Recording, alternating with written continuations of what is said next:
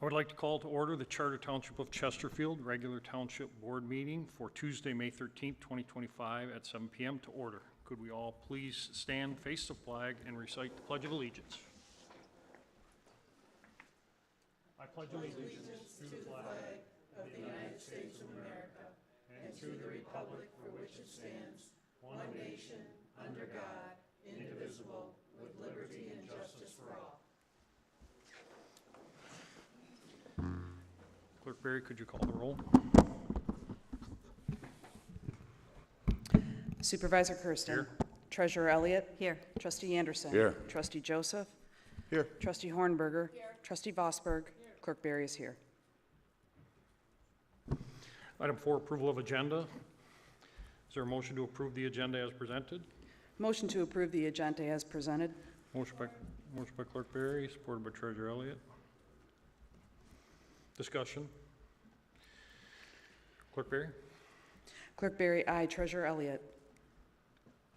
Aye. Trustee Anderson. Aye. Trustee Joseph. Aye. Trustee Hornberger. Aye. Trustee Vosberg. Aye. Supervisor Kersten. Aye. Item 5, presentations. I have no presentation scheduled tonight. Item 6, department reports. We'll start out with the Finance Director, Ms. Bauer.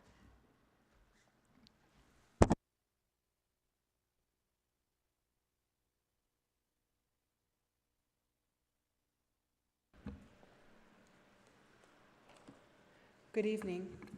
I'm pleased to share some great news. The Charter Township of Chesterfield has received the Distinguished Budget Presentation Award for the 7th consecutive year from the Government Finance Officers Association, GFOA.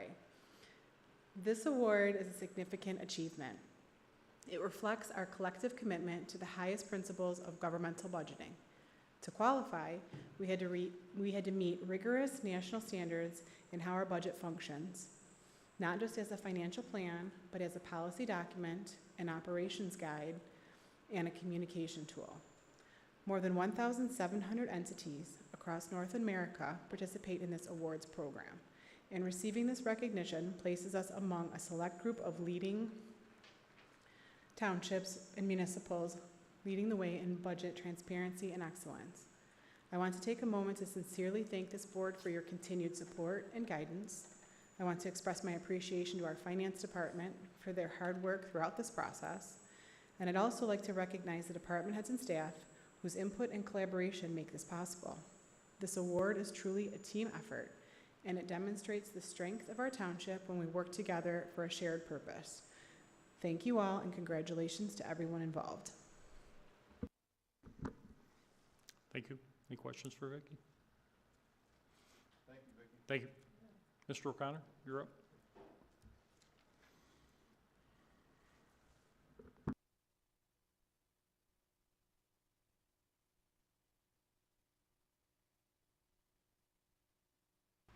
Good evening. I'd like to give a brief update on the Bay Harbor pump station sewer outlet repair. The outlet pipe has been dewatered. We've cut 3 access ports into the pipe. Man, it's aggravating. So we have men in there right now checking out the joints and grouting the joints. And the pictures that you see, it's kind of a little wobbly, is one of the joints. It's the worst joint in the pipe coming out of the station, and then it turns north on Jefferson. So there's a separation of the joints. Again, that's a very bad joint. Most of them aren't that bad, but we're grouting those joints to fill them in, and then once all the joints are filled in with grout, then we're going to line the pipe, spray a liner on it, which should give it another 50 years. So that's what's happening right now, and the project is still on schedule.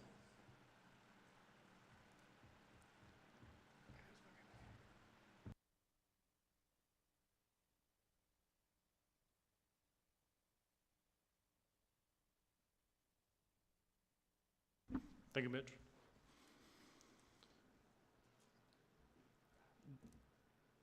Mr. Sonnenberg.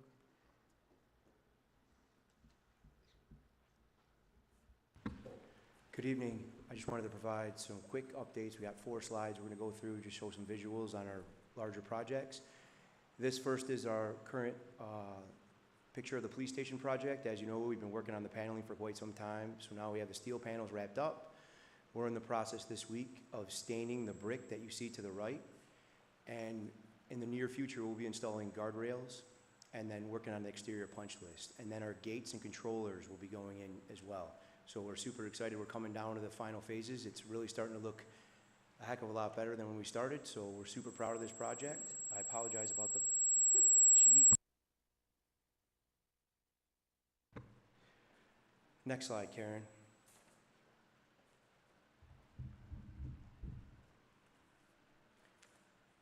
Thanks, Michelle. This picture is of the boardroom the other day. As you can see, our new dais wall is in. The brick wall that you see behind, there'll be a large Chesterfield logo that goes on there. And then behind that brick wall, there's a closed chambers area. We are also in the finishing stages of this. We're moving along as planned. We should be done within the next 2 months. Right now, we're installing our audio video equipment, cables. We're gonna do some carpentry work to do the raised platform underneath the board table. So if you have time and you want to stop by and take a look at it, it's really starting to come together. Next slide, Karen. This is our Vets Pathway project. This is the fence line along Donner. So as you know, the people that drive up and down along Donner, that fence line was really overgrown. As you can see, the trees that are growing through it. Our staff's done a fantastic job just getting in there and chipping away. We're cutting that fence line clean. We're going through and clearing out the roads as we talked about. We're in the final phases of the clean out. Karen, if you'll go to the next slide. This will kind of give you a better visual of what it looked like before. You know, as everybody knows, that place has been vacant for quite some time. So our team did a fantastic job just going in there with our existing equipment, some brush hogs, and scraping the roads clean. Once we get them broomed up, we'll be open. As we go through that process, because weather is always playing a factor this time of year in everything we do, we have a ribbon cutting on the 22nd. But we will still be in there doing work. We're hoping just if people want to go in there after the 22nd and walk around, we will have it open, but we'll be doing work ongoing into June. So we're excited for you guys to get out and take a look at it. Those paths are beautiful this time of year with the eagles out there. We've been getting a lot of compliments on this project. Any questions? Thank you. Questions? Thank you. Any further department reports? Trustee Anderson? Yes, some comments from our Public Safety Advisory Committee meeting this past May 7th, Wednesday. The building renovations are coming to a close with final construction issues being addressed. The Detective Bureau is about 99% complete. The May 27th Autumn Lakes firework were approved. The department will be reimbursed for our personnel that are assigned out for that event. Sergeants Johnson and Ogden have graduated from the Northwest Command Staff and program. This past Saturday, there was open interviews at the police station for the positions of dispatcher, officer, cadet, and firefighter. 52 candidates showed up, and 29 are moving forward out of that number, so those various positions. Cadet Troll is starting May 22nd. Cadet Isabel Bolish will be starting the academy in June. Officer Hunter Bowerson, if you recognize that name, will be sworn in the June 10th meeting. And Officer Kate Walsh will be promoted at that same date. During the late winter storms in northern Michigan, one of our firefighters was assigned there to the Michigan Task Force 1. And for 4 days, the department will be reimbursed by the state. And finally, they're planning a ribbon cutting and welcome the community to see the updates of our police station early in September. That date will be announced. Thank you. Trustee Joseph? Yeah, just to add on to our public safety, we had a lot of discussion about a topic that was addressed by the board last month, and that's specifically being the proclamation and the autism awareness. We had a speaker who talked about the program in Sterling, and as I indicated that night, Trustee Anderson and I raised this issue before we even had our public safety meeting this month. The entire board received an email from Director Bassett, and to just kind of summarize the efforts that the public safety team puts forward by just saying this. I'm definitely biased. I think that we have, just a top-notch department. But in the one area that I think that we are maybe lacking is we don't do enough self-promotion. We don't do enough, I think, letting the public be aware of some of the programs that are here. Specifically as it relates to this issue, Director Bassett got into great detail with Trustee Anderson and I at our public safety meeting, but just to hit some of the highlights that he shared with the board immediately after our last board meeting.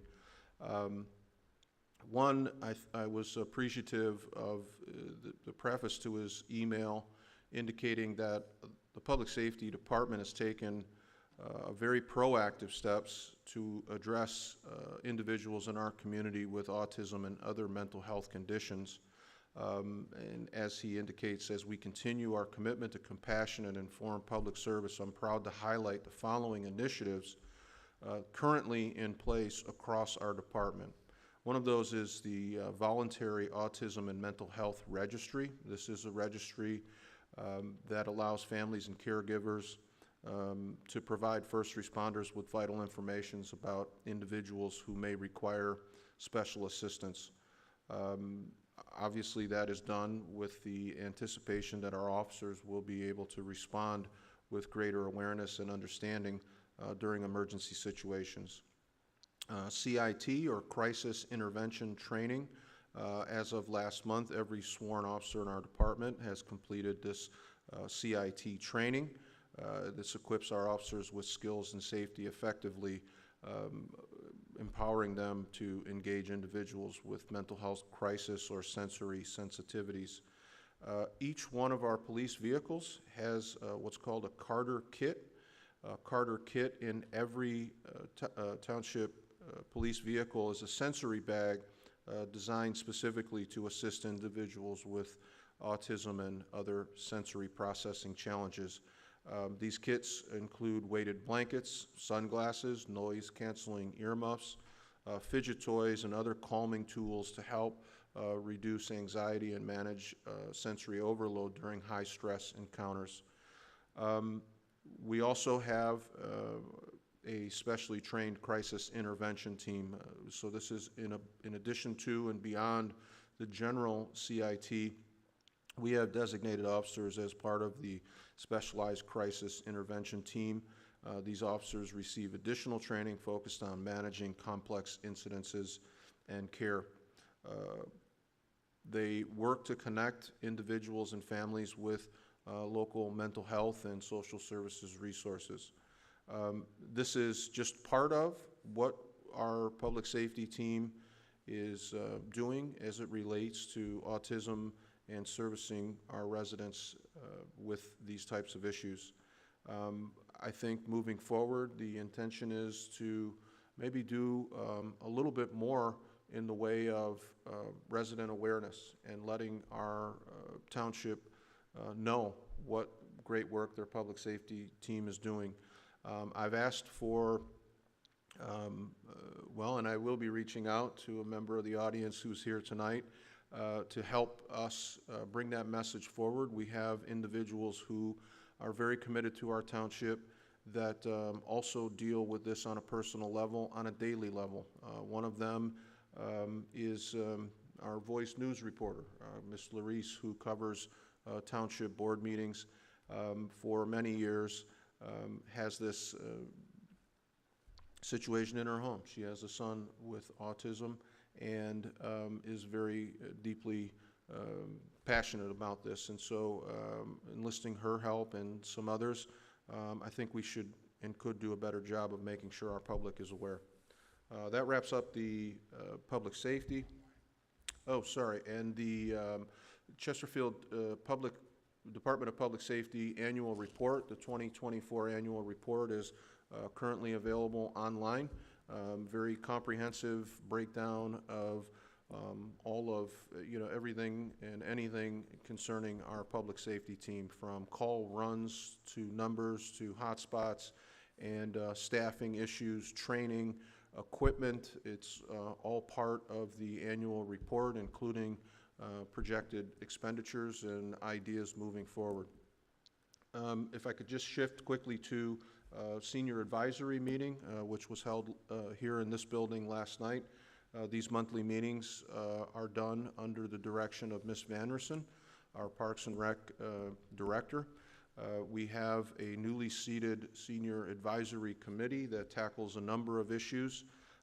Last night, no exception, we had a great meeting, and they brought forward a number of issues involving the transition from the community center back to the Township Senior Center, and obviously they're interested and concerned about what programming will be here, what will be returning to the Township, and they also use their positions on the board to talk to their fellow seniors about any concerns or issues that individual seniors have. So we were able to tackle a bunch of those last night, and great job as always. Ms. Vanderson went through a very detailed report about the utilization of various programs in all of our parks, Pollard and Brandenburg, and we were happy to hear that there is already a very sort of robust interest in reserving rental space at all of our parks. I know Mr. Sonnenberg, doesn't have enough to do, but there's a lot of anticipation around those playscapes. People are, asking, even the seniors, wanting to know. So Ms. Vanderson was able to update us last night on that, and it sounds like you're in the difficult spot now because people can see that the equipment is up, but it's not quite usable yet until the ground surface area is prepared and safe. So a lot of anticipation there, but thank you, Ms. Vanderson, for bringing the seniors up to date and also taking back issues that are troubling them as we transition them back to the senior programming at the township offices. Thank you. Thank you. Thank you, Mr. Supervisor. Quite a bit has happened since our election commission met recently. We had a lot of business that got done there, and just like to update the board as to what those things were and also how that impacts our residents as they may be asking questions. First and foremost is that the township will no longer be maintaining the absentee voter list. So what that is, we have two absentee lists right now.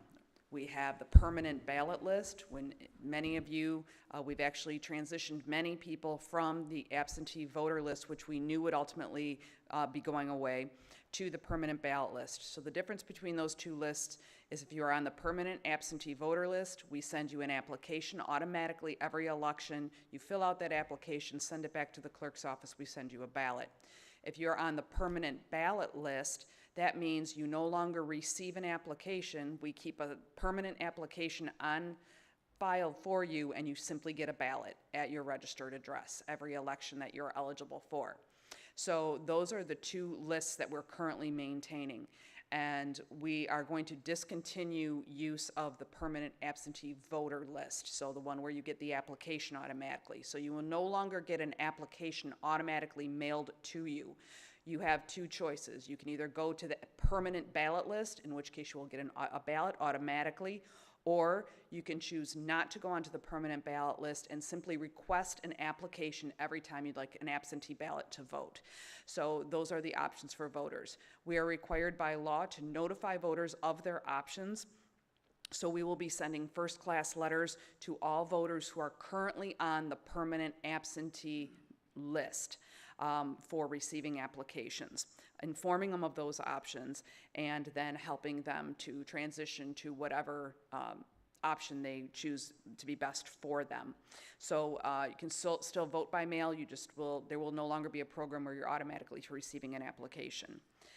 If you have any questions on that, please call the clerk's office. We'd be happy to answer any of those for you.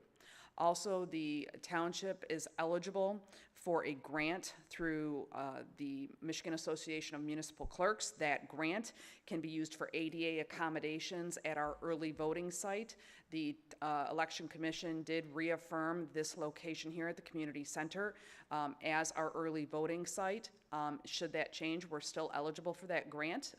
We do not know what the total amount of that grant is going to be or what is going to be available, but we have prepared our application to ask for funds to potentially add automatic door openers, tactile mats and crosswalks, parking lot improvements such as additional curb cuts and ramps, and durable devices to help with mobility, such as wheelchairs, walkers, canes, things of that nature. So we will update the board as to when we receive that grant and the amount that we receive, but we do plan to apply for that grant. One other thing is that we have had many residents calling us asking if we are having an election in August. Apparently, there is an interest group who is calling voters erroneously in Chesterfield, telling them that they had an election in May and that they're going to have another one in August. Apparently, they are getting phone calls, text messages, and the like from an interest group that appears to be a little confused about where the voters are that they're trying to reach, and so they're erroneously contacting Chesterfield voters. So we are not having an election. We did not have an election in May. We are not having an election in August at this time, and there is now the date has passed to even have that happen. So that is not happening. So if anyone is asking you about an election for Chesterfield this year, there is currently no election slated for Chesterfield this year. That is an error by the interest group that is promoting a particular ballot initiative. Again, please call the clerk's office if you have any questions regarding an election for Chesterfield. The only way that we would have an election this year is if a special election were called for a ballot initiative or a ballot question, and that would be for November. If that were to occur, all registered voters will be notified of that special election per statute. Also, next board meeting, the Election Commission will be bringing a recommendation to the board to consider a resolution to reassign Election Day precincts 9 and 10 from Higgins Elementary to Lance Cruz Middle School East. They have adjoining parking lots, and the reason for the change is that we are facing increasing logistical challenges, both from ourselves as well as the school district and those who work at the school. As well as our electors who go to vote there. Everyone is having challenges just with the increased number of people that are there. We have one of those precincts which is nearly maxed out at the 4,999 voters. So when we reduced our precinct size, this created an increased number per precinct location, and it's causing some challenges. Also, they have a considerable amount of facility challenges there just on their own that are affecting our voters. And so through joint conversations with ourselves and the facilities director at Higgins Elementary, it was suggested to us that we investigate another option. We did that, reached out to Lance Cruz Schools. We did a walkthrough on Lance Cruz Middle School East, and it was agreed by all parties that that is a better option for us. Therefore, the Election Commission will be recommending to this board to make that change. That must be a board change to change an Election Day precinct. So that change will be coming to you at the next board meeting. If there are any questions by any board members about that, or you'd like any more additional information, please contact myself or our election coordinator or Deputy Clerk Rush, and we'll be able to answer any of those questions for you. Should that change be approved by this board at the next meeting, then new voter registration cards will be sent out to all of those affected voters. The next Election Commission meeting will be held on Thursday, May the 29th, 2025 at 10 a.m. at the Township Municipal Office Complex. Thank you. Any further comments? Thank you. Item 7, public comments on agenda items only. There is a 3-minute time limit. If you would please state your name for the record. It is not required. Mic is open.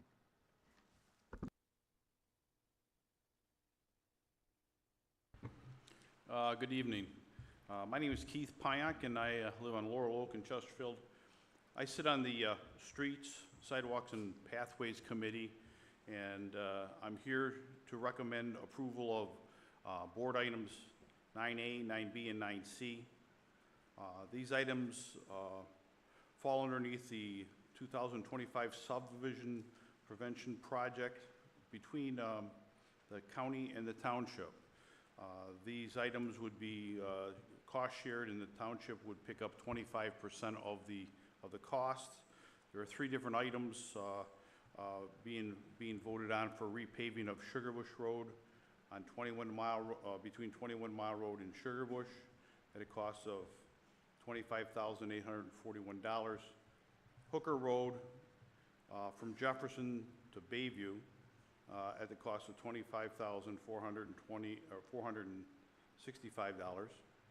Telstar Road and the Sidon Road, Carlos Road, and that cost would be $52,806. These 3 projects were identified in the PACER study that was conducted by SEMCOG in 2024. All 3 projects were rated poor road conditions and scored a 1 out of 10, which there are other ones to look at, but these are the 3 that the committee had identified to move forward with. Hopefully, this is just a start to fix some of the worst roads in the township. The other item on the agenda that I want to speak about is item number 9D, and the committee also recommends approval. And this was for lighting on Donna Road between 23 Mile Road and Cotton. The recommendation is for the cost plus the annual maintenance. The lighting is essential in that part because of the new park, or the Veterans Park that is being constructed. And there's a pretty good curve right there where the crossing's going to be.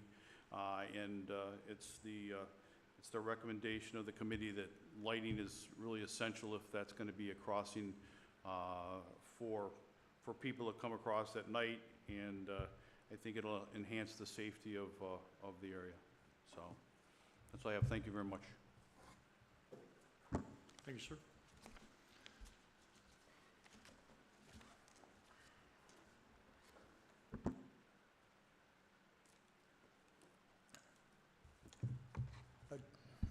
Joe Kadich, I live on Sutton.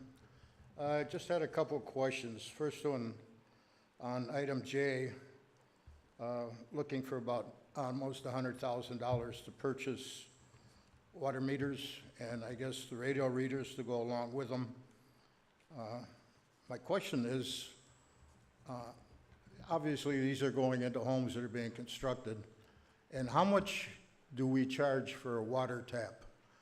Are these included in the cost of a water tap? It should be, I think, because in looking at that and then comparing it to cost or expenses or charges in the budget, there's only $20,000 allocated. And you're already looking for $100,000 to these, and that doesn't include the labor. Are we missing out on something here that we're giving away water meters that we should be charging people for? I'd like to know what kind of tap cost we get for water and also for the sewer. The other item was basically an O in which you're going to look for a millage for Parks and Rec come November election. And I guess I'm all for that. Probably going to raise about $2 million plus. But I'd like it, when you bring it in, essentially, I've been complaining about where the money has been going for about $12 million from the sewer and water for the last 4 years. I think it's been going to Parks and Rec and other things, which, by the way, is not legal. There's a Bolt amendment, goes to the Headley amendment that says you can only spend charges to the water and sewer department and not on other things, and taxes to the police department. So basically, if you do this, I'd like the people to keep in mind that you either go back and find out what we're really paying for, what we're really getting in the water department. Do an audit. And then looking at it, decide how much of this $2.5 million you're gonna raise for Parks and Rec should go to Parks and Rec, and how much should go back to the water department. There's about $12 million that we can't account for here over the last 4 years. Thank you.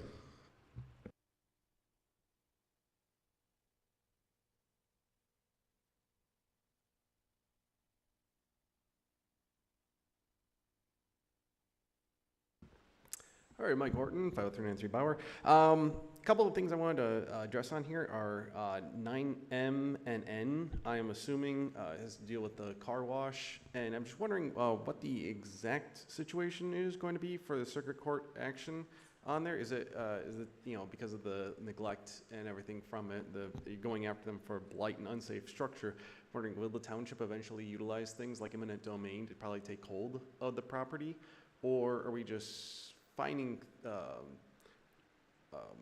ownership and hoping that it essentially is resolved in that sort of format by pressuring with the use of the law against them? The other thing is on 9O, I don't know if I got a typo on here or anything, but there's question marks on the bolded print on here, and it almost looks like there's been like guesses on here, and it really feels like that's kind of a poor way to promote what is essentially a very expensive millage proposal. At the same time, utilizing the off-year election, I was hoping the clerk would address this at some point later on tonight, the fact that there's barely anybody does vote in an off-year election.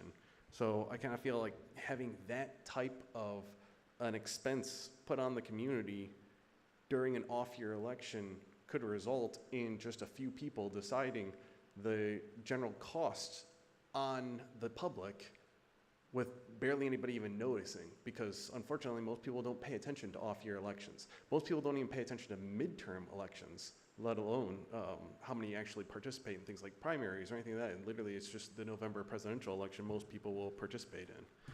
So please address that when you get to it. Thank you.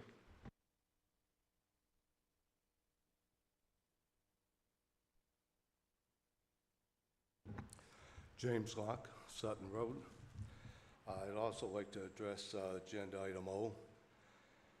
This is for Parks and Rec and seniors. As far as I know, seniors are not part of Parks and Rec. Seniors have their own funding, their own building. So putting seniors with the Parks and Recs isn't proper, as far as I can see. As I said, this is an off-year vote. You're going to let a couple thousand people decide for 38,000 increase in their taxes. People are struggling today with increased costs in food, gas, housing. We don't know where the tariffs are going. I know people at the end of the month are going to be losing their jobs because companies don't know where and when, how much equipment to buy and material to buy, so their jobs aren't being furloughed and people are being laid off. Is this the time we want to add extra tax burden onto the people? And besides that, Treasurer Elliott had spoken to me privately that it's hard for her to get from her side of the township to our side because of 94. We have no safe passageways across. You have 6 miles of I-94. Yes, I know we got one coming on 23 Mile Road this year, but it's been all these years.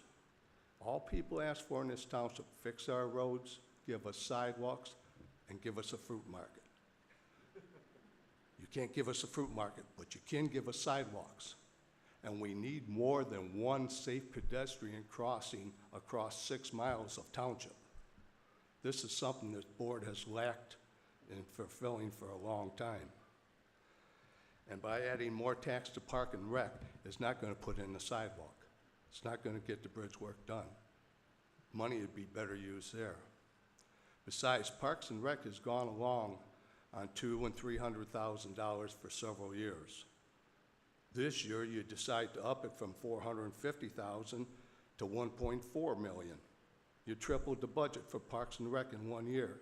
And at no time has this township ever approved this board to spend money for Parks and Rec. You took it upon yourselves. Now you want the people to vote on it in an off year when there's not going to be anybody there to vote on it. When things are hard, there's hardships. Just keep it at the 1.4 million. Evidently, you have the funds for 1.4 million. That's $1.5 million. That's a lot for Parks and Rec. Keep it there for another year or two till we see what's going on in this world, what people can afford. Thank you.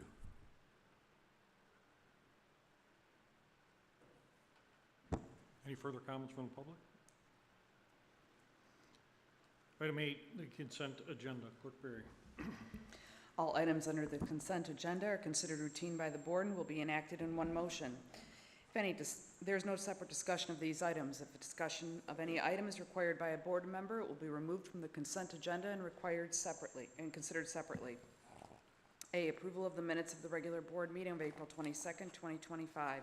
B, approval of the payment of bills as submitted by the Finance Department. Is there a motion to approve the agenda? Motion to approve the consent Motion by agenda as clerk. presented. Motion by Clerk Berry, supported by Supervisor Kersten. Discussion? Clerk Berry? Clerk Berry, aye. Supervisor Kersten. Aye.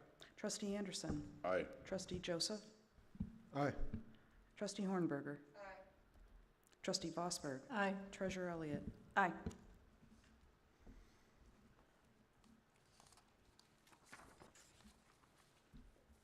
Item 9A, the regular agenda. Item 9A is to approve a recommendation from the Streets, Sidewalks, and Pathways Committee to authorize Supervisor Kersten to execute the cost-share agreement between Macomb County Department of Roads and Chesterfield Township for the 2025 subdivision preservation project on Sugarbush Road from 21 Mile Road to Sugarbush Estates Drive in the amount of $25,841. So moved. Motion by Trustee Joseph, supported by Supervisor Kersten. Mr. O'Connor? Good evening. Last year, the county initiated a program to start addressing local roads, subdivision roads, which they really didn't have a program before.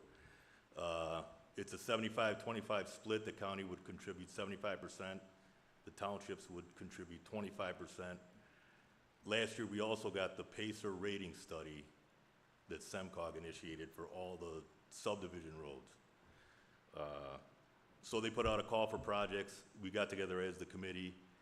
You could submit 3 projects. We chose 3 roads that are rated low. 1 is as low as it can go.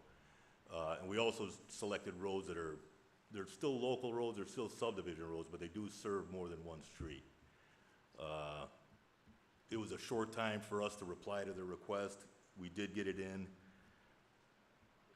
It did get accepted by the county. You know, you don't know if it's going to get accepted. So now that it's been accepted, we're bringing all 3 to the board for final approval from the board. It is a capping project, so that is one of the roads. What road is that? Is that Sugarbush? Yes. Okay.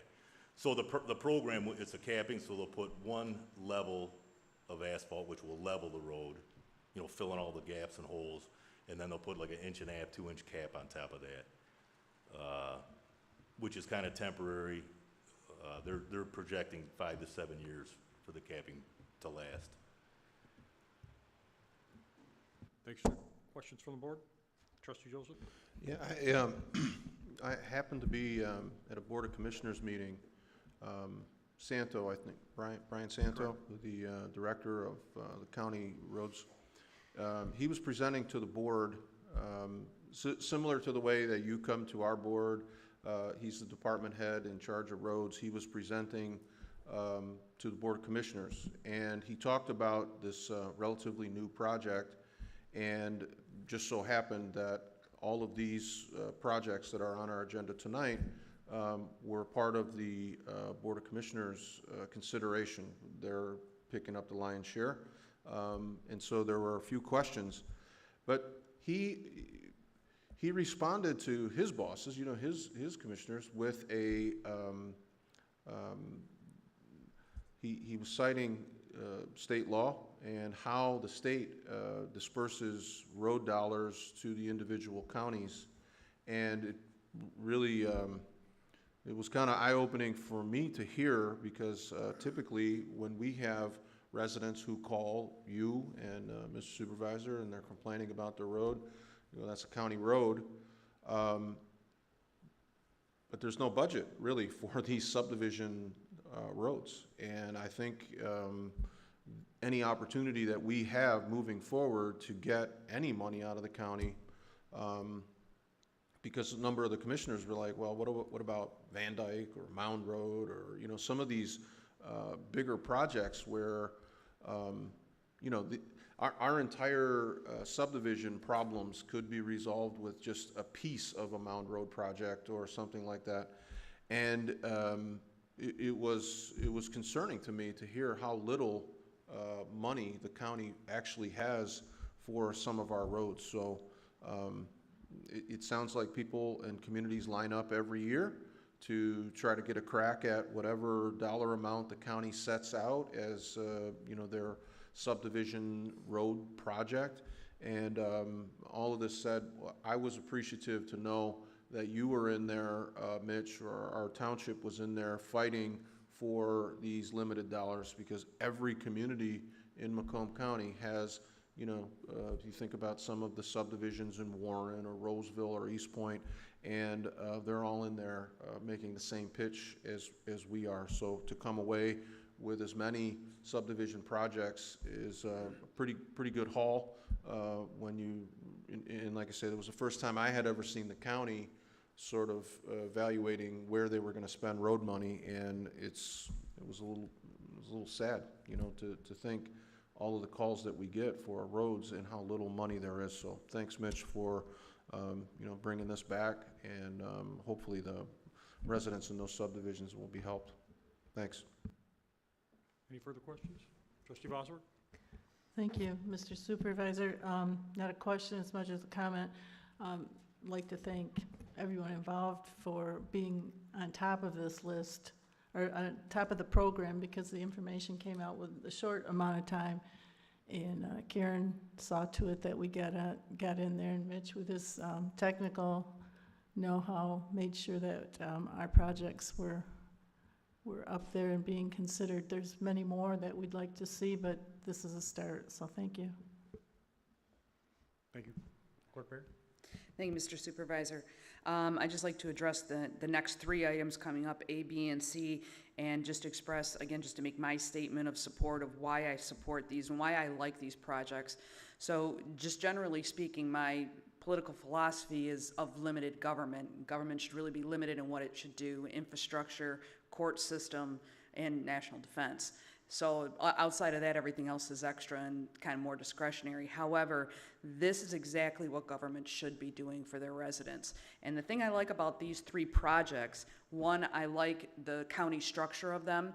Typically, I get a little bit sassy about the county. I think that they should be paying for all of this, but they're actually a 75-25 split, I think, is a very reasonable thing to ask for, and I think that they're being reasonable, we are being reasonable, and the choices that we've made here to bring forward to them, I don't know if this was all we brought or these are just the ones that you chose, but very wise choices. And the reason I like the fact that you chose these is that, I know in the subdivision I used to live in, people used to cut through it all the time, and they would say, well, you live here, you're going to get benefit, but nobody else will. Well, when they wanted to cut through from one main street to another main street, they're cutting through my sub, so we're getting a lot of cut-through traffic, and as a result, our roads took a little more punishment than other roads do. So the choices that have been made here, I think, are very good ones, because those are highly traveled, and I know they're traveled by people not only who live in the subdivisions, but also people who are using those as avenues to get from one place to another. So I think you did a very good job of choosing the projects. I like the structure of them. It's the proper role of government, and I'll be enthusiastically supporting these three items. Thank you, Mitch. Thank you. Treasurer Elliott? Thank you. This section of Sugarbush, maybe this question doesn't apply to it, but because we're talking about Sugarbush and there was some work done on there previously, and there are some questions sometimes about and I don't know if you can address it in this, but has there ever been any conversation about that Sugar Bush being able to have a bike lane? And would, at any point in time as this is coming through, is that something that's ever, I feel like there's some conversations about that being available on Sugar Bush, and I don't know that this particular section applies. That's where people were looking for it. But just to kind of, if you can address that, and if not, that's okay. The Sugar Bush we're getting capped is south of 21 Mile Road, which is classified as a local road, a subdivision road. North of 21 is a collector road, so north of 21 wouldn't have been eligible for this project. But as far as a bike path, I can't address that. Thank you.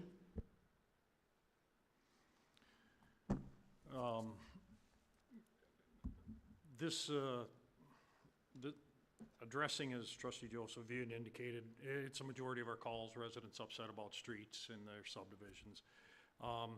And the county's reconstituted and redeveloped the way they roll out their plans and their share programs, and we've been involved with that from day one. So everything that Mr. Santo had said at the board meeting has kind of been rolled out and discussed, and not only Mitch and Karen are deeply involved. In fact, we were there today talking about other projects that directly relate to this.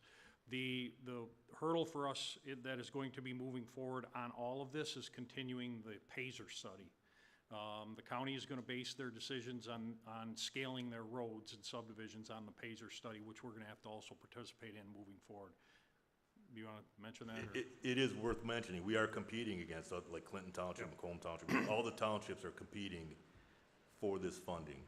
And to get funding, you need to have your roads rated at least every other year, because the rating system compares Sugar Bush to Hooker to other streets in other communities, and it kind of, that's what they use it to score the roads. Correct. And to your point and question, Trustee Joseph, was that other communities do fight for the same dollars that we're trying to get. So appreciate it. Any further questions?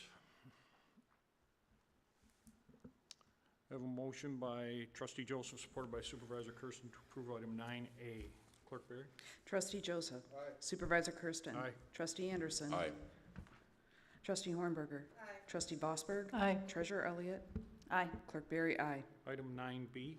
Item 9B is to approve a recommendation from Streets, Sidewalks, and Pathways Committee to authorize Supervisor Kersten to execute the cost-share agreement between Macomb County Department of Roads and Chesterfield Township for the 2025 subdivision preservation project on Hooker Road from Jefferson Avenue to Bayview Drive in the amount of $25,465. Is there a motion? Move to approve. Motion by Treasurer Elliott. Bossberg. Trustee Voss. Support. Supported by Treasurer Elliott. Again, Mitch? Hooker is similar to Sugar Bush. It is rated a subdivision road, a local road. But if you go back to the map, it does serve other streets and a school. And it also rated number 1, or as a 1, so it's in poor condition. Comments? Trustee Vossberg? Thank you. And to continue what I was saying before regarding the Street, Sidewalk, and Pathway Committee, we also had residents, Keith Pyank and Keith Stonehouse, who helped review this, and they traveled the community a lot, so they're very aware of the roads that need attention. Thank you. Thank you. Any further comments? I have a motion by Trustee Vossberg, supported by Treasurer Elliott, to approve 9B. Clerk Berry? Trustee Vossberg. Aye. Treasurer Elliott. Aye. Trustee Anderson. Aye. Trustee Joseph. Aye. Trustee Hornberger. Aye. Supervisor Kersten. Aye. Clerk Berry, aye. Item 9C. Item 9C is to approve a recommendation from Streets, Sidewalks, and Pathways Committee to authorize Supervisor Kersten to execute the cost-share agreement between Macomb County Department of Roads and Chesterfield Township for the 2025 subdivision preservation project on Telstar Street and Carlos Street in the amount of $52,806. Move to approve. Support.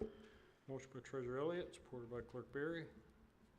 Mr. O'Connor, any comments? Same thing? Questions from the board? Seeing none. Clerk Berry? Treasurer Elliott. Aye. Clerk Berry, aye. Trustee Anderson. Aye. Trustee Joseph. Aye. Trustee Hornberger. Aye. Trustee Vossberg. Aye. Supervisor Kersten. Aye. Item 9D. Item 9D is to approve a request for DTE to install 22 135-watt LED lights on Donner from 23 Mile to Cotton at an installation cost of $6,946.09 and an estimated total annual lamp charge of $8,062.09. So moved. Support. Trustee Anderson, supported by trustee Joseph. Karen? I just wanted to address this item. I did ask Public Safety for crash data, and they pulled a 10-year data, which was 536 crashes on Donner. I just want to note that it does go to the nearest intersection, so some of those crashes may include 23 and Donner. But averaging it out, it's about 54 a year. And we just wanted to approach this as, what liability could the township potentially have with people crossing at that curve with the veterans pathway opening up soon. We will also be meeting with Macomb County Department of Roads to address any concerns that they think there might be with people crossing. Questions from the board? Trustee Joseph? Yeah, thanks for your work on this. As Mr. Pyack pointed out, with the opening of the former Seville, that curve and that entrance gate is really at a difficult spot. And I think Director Bassett actually had some pictures of a recent crash, an individual traveling. Well, in this picture, that individual would have been coming towards us. So they were trying to make that curve and just continued straight. And from my house, I could hear the emergency. And when I went out in the morning, just driving, I couldn't see where the car was, and that was because it was way into the shrubs and through the fence line. People get pretty high rates of speed traveling, southbound from 23 towards Cotton, and that curve comes up, and they just continue straight. So, especially at night, it's very difficult to see. And I think this is a great project, and from a dollars and cents standpoint, I don't know that we could spend money any better in terms of safety for this particular area. So for all the reasons that Mr. Pyack outlined and Karen, you did to the board, this is money well spent. Thank you. Thank you. Clerk Barry? Karen, when you meet with the road commission, are they talking about putting in any type of crosswalks or anything electronic that maybe one of these lights could be used to double for that? I'm not the best on the facilities side of all of that, but I'm just thinking I think this is going to be a very popular place for people to go, and there's multiple ways that they might approach it. So I didn't know if you could just let us know what conversations you guys might be having about crosswalks with perhaps the electronic, accessibility options. Sorry. I reached out to the county last week and just asked if we could meet on site to discuss it. What they've done in the past with, the Jefferson crosswalk that we just got, and then the one out here, is they'll probably tell us that they need some traffic studies done and do a traffic count, and then we'll see what they say about because of the curve. I'm guessing that they're going to want to probably bring the entrance up like a lot further away from that curve, but we're supposed to meet with them actually tomorrow morning. So I can definitely let everyone know what happens after that meeting. Any further questions? I have a motion by trustee Anderson, supported by trustee Joseph, to approve item 9D. Clerk Barry? Trustee Anderson. Aye. Trustee Joseph. Aye. Trustee Hornberger. Aye. Trustee Vosberg. Aye. Treasurer Elliott. Aye. Supervisor Kersten. Aye. Clerk Barry, aye. Item 9E. Item 9E is approval of Supervisor Bradley Kersten to sign a letter of agreement between Chesterfield Township and Macomb County to provide space for the operation of Head Start classrooms at the Chesterfield Community Center from September 1, 2025 through August 31st, 2026, with total revenue to Chesterfield in the amount of $25,210. Is there motion? Support. Trustee Joseph, supported by Trustee Anderson. Ms. Vanderson, you have a guest here tonight? We do have a guest here He's tonight. been here before. Absolutely. So I just want to give from Parks and Recreation standpoint, the request in front of you is the same use of space as they have had this past year. We were happy to have Head Start in our community center. They utilized 3 classrooms and 1 teacher lounge, as well as use of the gymnasium. This year in the agreement, the number that you see just reflects that use of time and space that they're asking for this upcoming year to better align with what other groups are renting for as well. But we fully support this decision, and we'd be happy to have them back for this upcoming year. Good evening, everyone. If I can I just want to say a few words. We are really pleased with the existing partnership. Most of you, I think there's a new face or two on the board, but most of you will remember last year we came before this board. The sale of the building had happened, and we were in a little bit of a crunch. We really appreciate the graciousness with which all of that was handled and our ability to continue to serve the children in our Head Start program. And you know, we're just looking forward to continuing the partnership. We certainly can appreciate the necessity of being more in alignment with market rate or with what other tenants are paying, and we want to honor that and be good partners back to you. So thank you very much. I just came out tonight in case there were any questions from any of you about the partnership. Any questions from the board? Thank you. Not really a question, but just a appreciation. You did come and present it to our board last year. We had a lot of moving parts, and there was a lot of difficult situations that were happening in and around this building, and your situation was kind of a shocker to you in terms of not having a home in relative close proximity to the start of the school year. And one of the things that we talked about at our senior advisory meeting last night was the feedback on this particular agenda item. And across the board, the seniors that use this building in shared space with your staff and students couldn't be happier. There is absolutely no conflicts, no issues. It's a smile generator. I think our seniors appreciate the separate but inclusive sort of operation that we have, and there were no issues with regard to aligning the parking lot to accommodate the handicap spaces, which we were concerned about, how that would impact your student drop-off. Thankfully, it didn't impact it at all. We have a shared space and a true community center with your participation here. So you laid out what you intended to do last year, and you lived up to it, and your staff were great, kids are great, and we're proud to host you here. So thank you so much. Any further comments from the board, questions from the board? Clerk Berry. Thank you.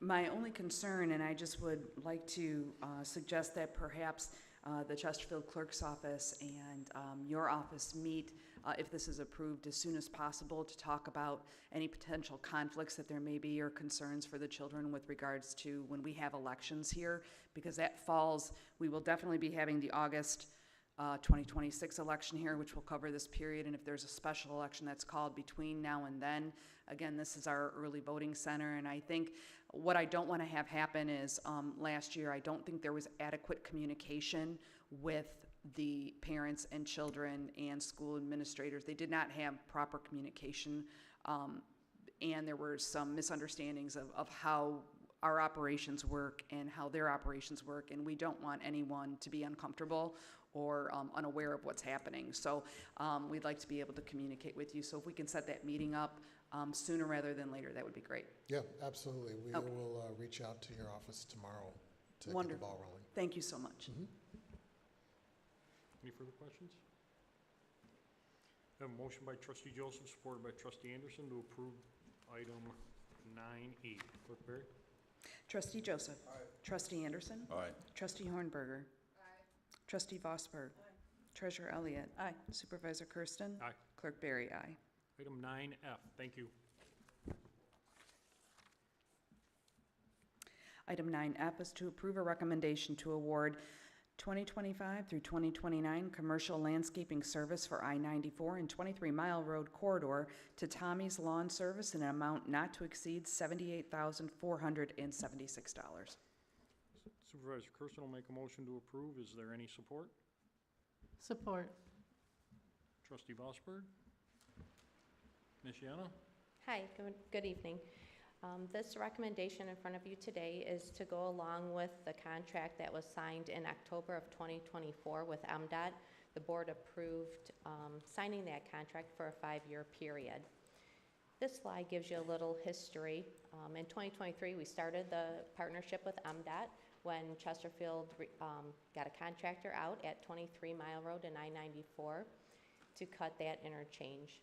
We also did that maintenance in 2024 season, which was our second season, and that came to the end of the MDOT contract year. The contract that we signed in the end of 2024 was for a 5-year period, so we went out for RFP to obtain bids for that full 5-year period.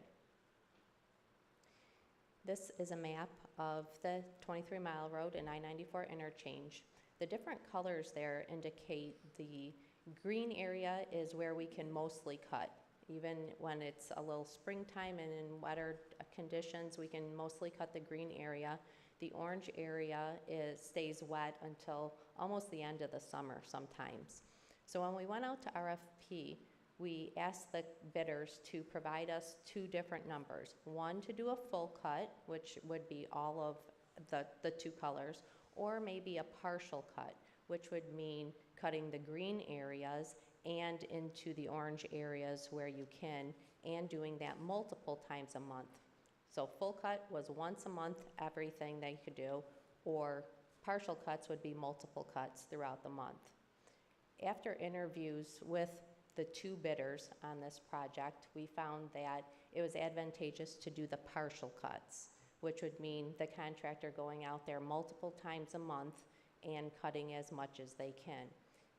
One of the contractors, Tommy's Lawn Service, who's recommended for this award, he was the vendor last year as well. So we've maintained a relationship with him. He knows the property, the highs and the low area, and really service that area well. Another benefit of doing the partial cuts is obviously it brought the costs down. So it might be hard to see at the bottom of your screen there, but you can see how the years total for each of those vendors. I'll carry those bottom totals over to the top of this next slide so you can see each of their totals for 2025 through 2029 next to each other. Then the alternate pricing we asked them to provide was spring cleanup of any litter on the side of the road and in that whole intersection, and then to trim up some of the areas. That's what the areas in red mean. So in summary, what we found is that the cost for each of those seasons are now side by side at the bottom of your screen. And that's our actual cost. So when this presentation comes to the board to award $74,000 to Tommy's over the 5-year period, that does not take into consideration the reimbursement from MDOT. The last line, the net cost, shows what obviously the net cost would be to the township after the MDOT reimbursement. So you'll see basically in 2025 there will be no cost to the township. 26, no cost to the township, 27, and then in 28 and 29, a nominal cost. What we did was took those numbers from the previous screen and we thought, well, just in case we can cut a little extra, we added 2 additional partial cuts to that number. So as you follow along the chart there, the $78,000 in the red box is what we're asking for the contract to be awarded to Tommy's Lawn Service. You'll see how much in the green box we're getting back from MDOT, and the net cost of the township over the 5-year periods is just under $6,000. When we compare it to the 2025 budget, we will have a net cost of $50, and we've budgeted $28,250.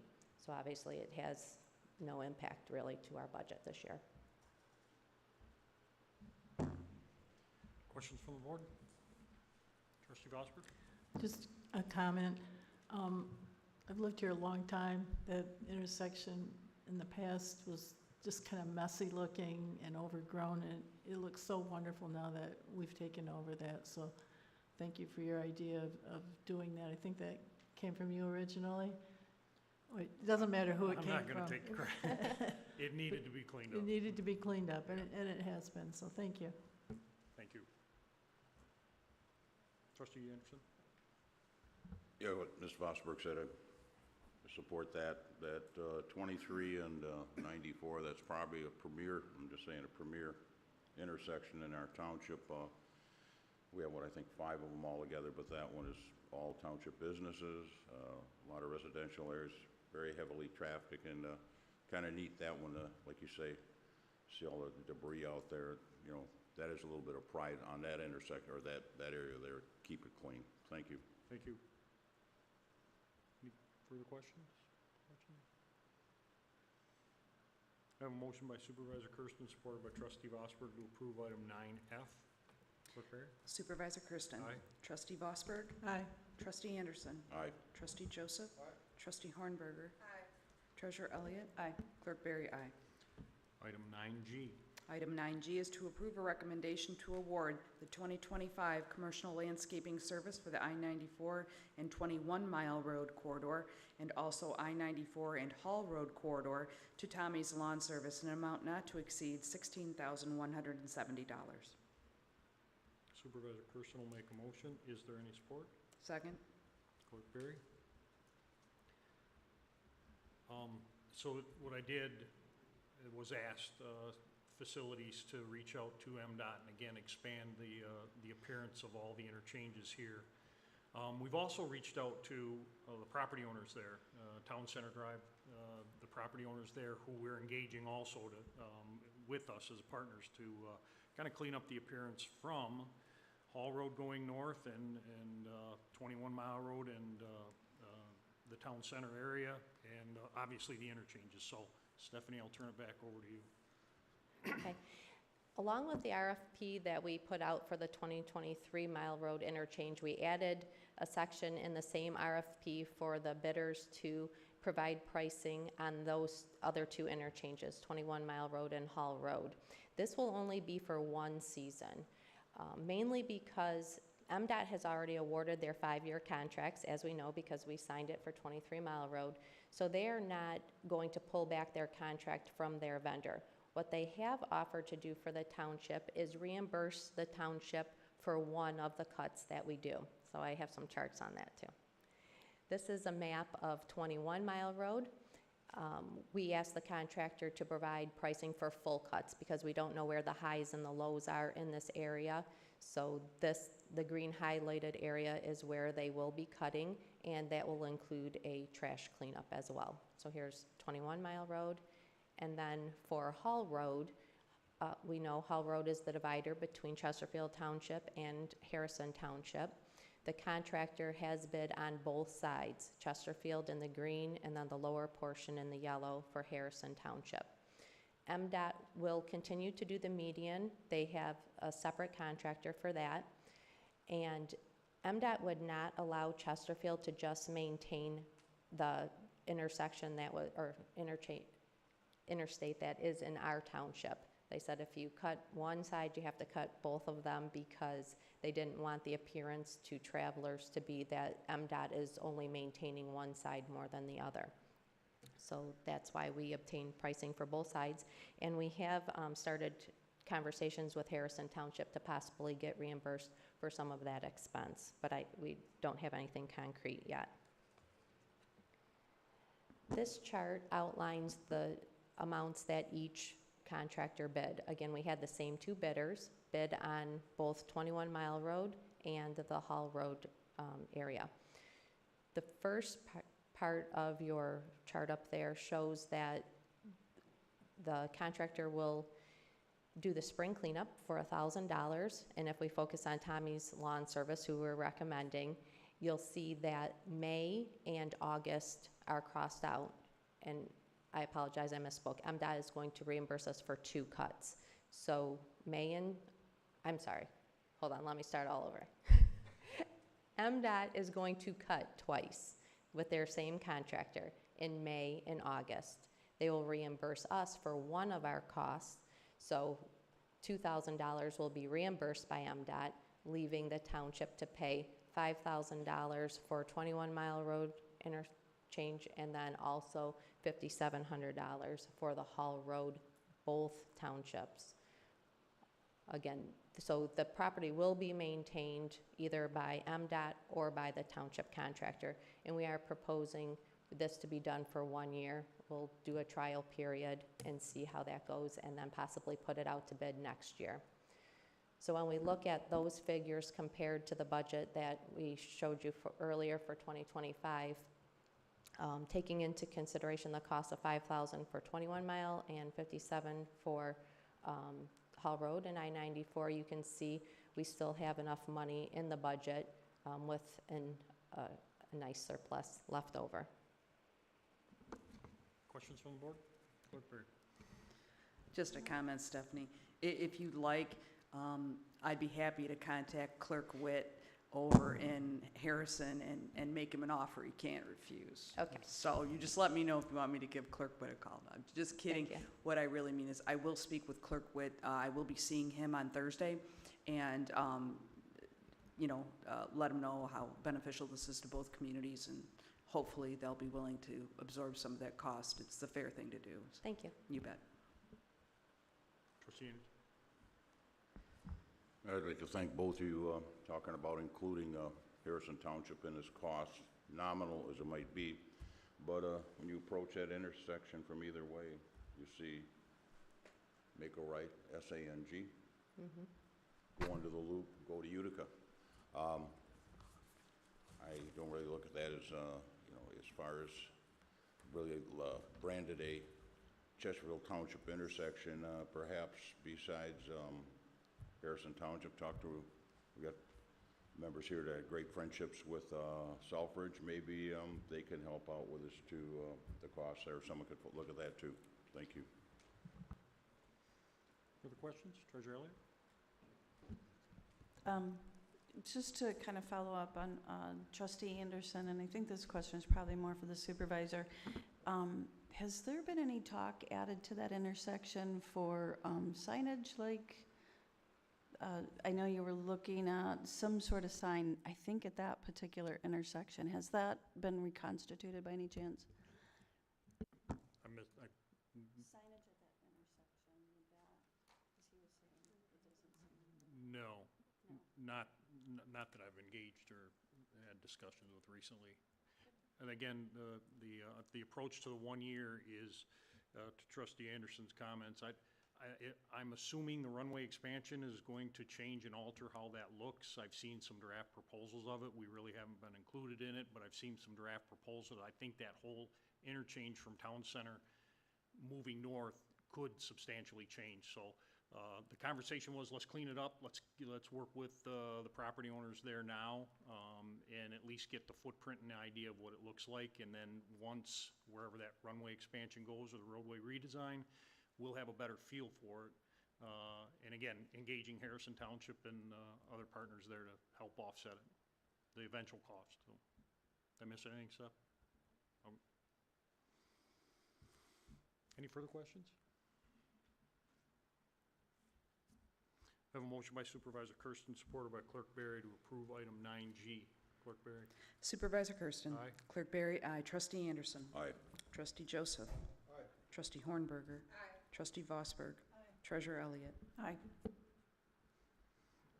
Item 9H. Item 9H is to approve a recommendation by Supervisor Kersten to reappoint William Smith to the Zoning Board of Appeals with a term ending June 1, 2028. Supervisor Kersten will make a motion to approve. Is there any support? Support? Trustee Joseph. Mr.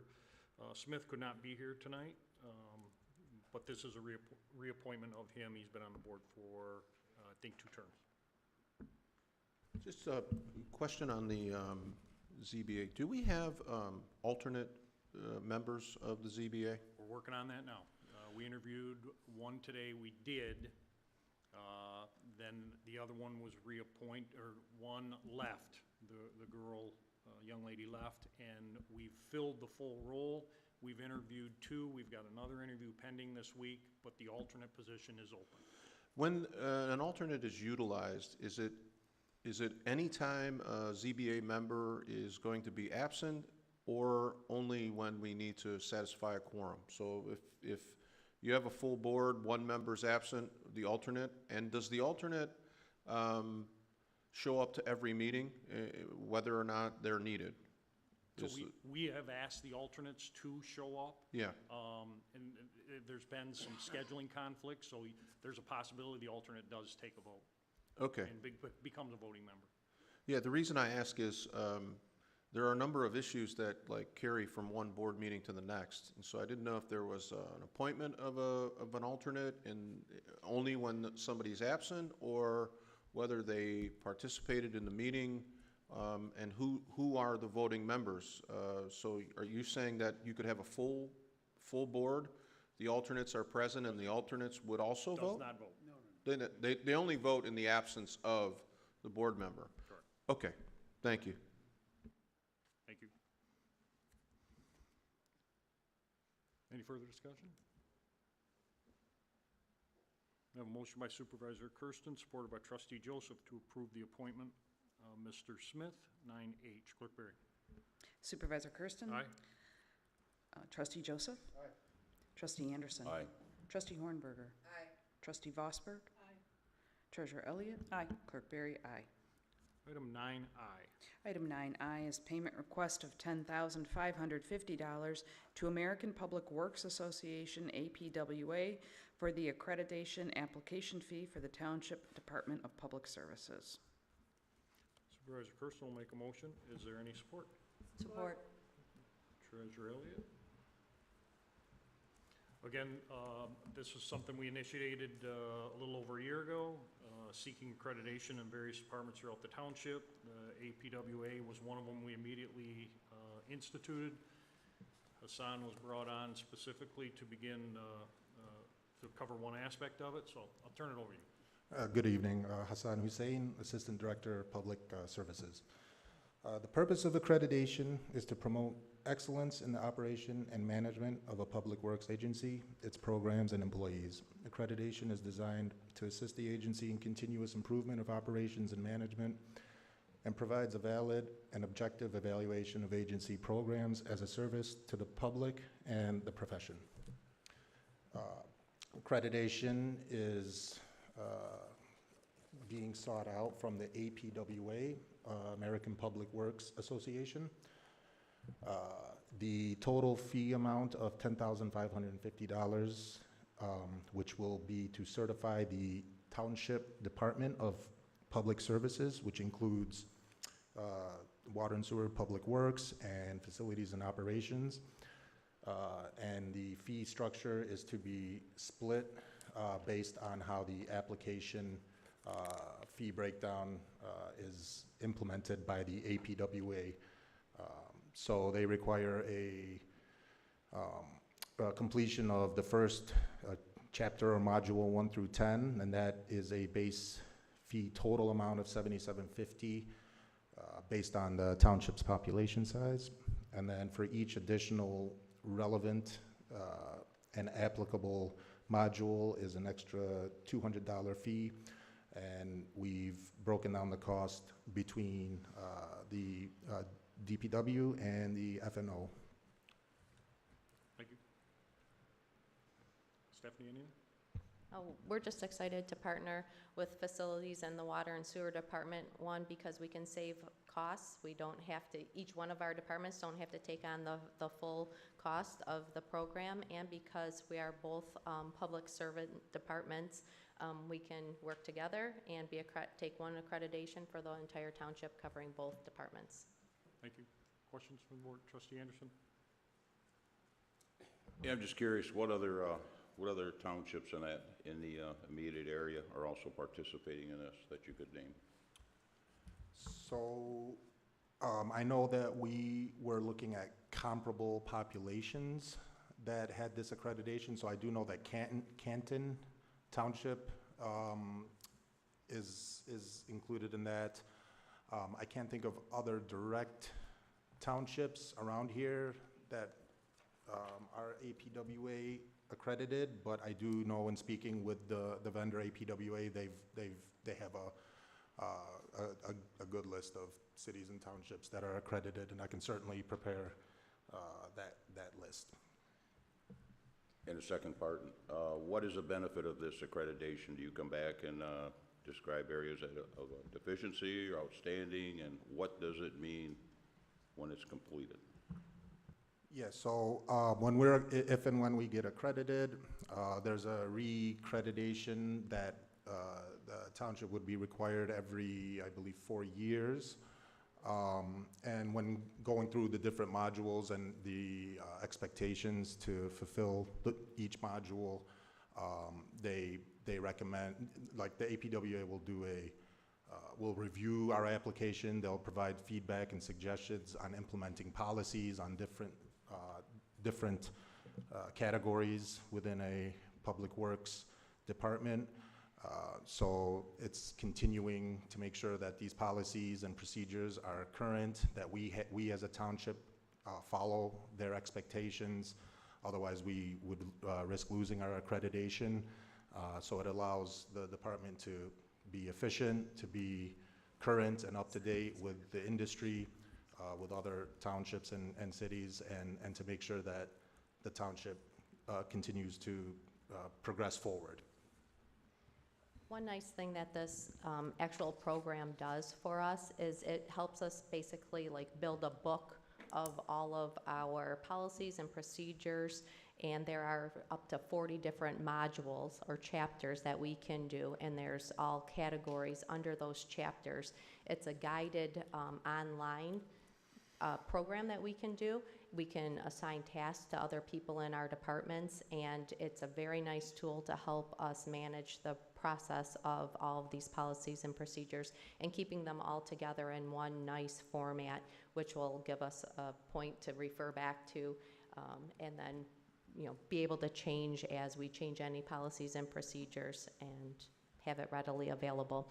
When we talk about the chapters that are available to us, there's 40 of them, but chapters 1 through 10 are mandatory. It's basic public works policies and procedures, and that's where we find the benefit of joining in the two departments and not recreating the wheel. We both have the same policies and procedures when it comes to these first 10 pretty standard policies. So I hope that answers your question on what it does for us.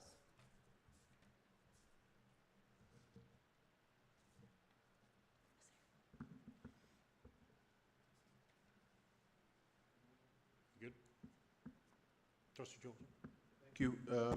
As you were talking, I was looking in the information packet that you gave to us, and it seems Trustee Anderson and I are fairly familiar with the accreditation process that our public safety team, both in the police and the fire. And one of the benefits of that is you talked about best practice, and an outside evaluator generally regarded as an expert in this area, highlighting standards which are high. There's a really massive undertaking as the fire department is experiencing right now, and the police department did when they became accredited. But one of the benefits for the residents, and I think maybe even the board, is during public comments tonight, we have individuals that get up and they ask about depreciation money. Where is it? How is it? Where did it go? I think as I look through the packet, when you have these areas that require you to develop clear and objective policies as it relates to infrastructure planning. So how do we go forward with our annual budgets, our 5-year plans, our 10-year plans, and what is the format that you're following to designate infrastructure needs? And so to have a agency certify that you're evaluating that in the best possible practice is reassuring to the taxpayer, I would think. I won't go through them all, but just the engineering management, how we conduct a bid process The construction management, both, these are F&O and Public Works areas. We do a lot of in-house projects, and so facilities management, equipment and fleet management, parks, grounds, forestry, snow and ice control, stormwater and floodwater management. These are very, very big issues, and to have a objectively measured and ability to evaluate where we are as both of these departments move forward in all of these areas. It's a pretty big undertaking. I'm glad that, you know, it's a fairly reasonable cost. I'm just curious, do you anticipate an increase of work in terms of creating these policies, because this isn't an issue that you're normally doing on the regular, you know, like typically you're responding to projects that take your time and attention. So how do you plan to navigate staff that now, and who will do that, you know, in terms of drafting the policy and making the presentations? Is this an administration level undertaking? And who takes on that responsibility? Do you have a team or, sorry? Yeah, so if I may. So yes, we have our administrative staff in the Public Services Department that have been working through the modules and the guidelines on what the expectations are. In me participating with that, reviewing the book and the guidelines, we've noticed that we already have a lot of their requested administrative requirements already through HR, through our, you know, our own internal department, through our ordinances, through our APOs, and through our like adopted budget. So a lot of the questions and the expectations for a lot of the modules are we kind of have a base to work off of because of our various policies that we have implemented throughout the township. As for the more in-depth modules, you know, I'll be working on it. I know Stephanie will be from F&O's perspective. We have a couple clerical staff that have been helping out and willing to volunteer and work on that. So we've been working through that during regular office hours. For now, I would say that we're able to handle these functions as they're currently laid out through APWA. Hassan has actually set up reoccurring meetings, so we've been meeting on Tuesdays and Thursdays just for an hour, just a nice touch-base meeting. We both built some teams because it's definitely going to take a team approach to this, and that's what I meant by the online modules. We can assign to different team members and give due dates. So it's very nice for us to be able to help manage our team or see where we might need a little extra help or might take a little longer time. So it has a nice management tool, and it will definitely be a team approach. And let me just add that APWA is aware that this accreditation process takes time. They give a time limit, they give a timeline of about, I think, 3 or 4 years to work through it all too. So we're targeting for a year, but that's, you know, we'll see how that all goes. Trustee Bosworth? Thank you. Does this fee that we're approving tonight include membership to APWA, or is that something in addition? The membership, that will be something, I think, I want to say we might have a member. No, this price does not include the membership.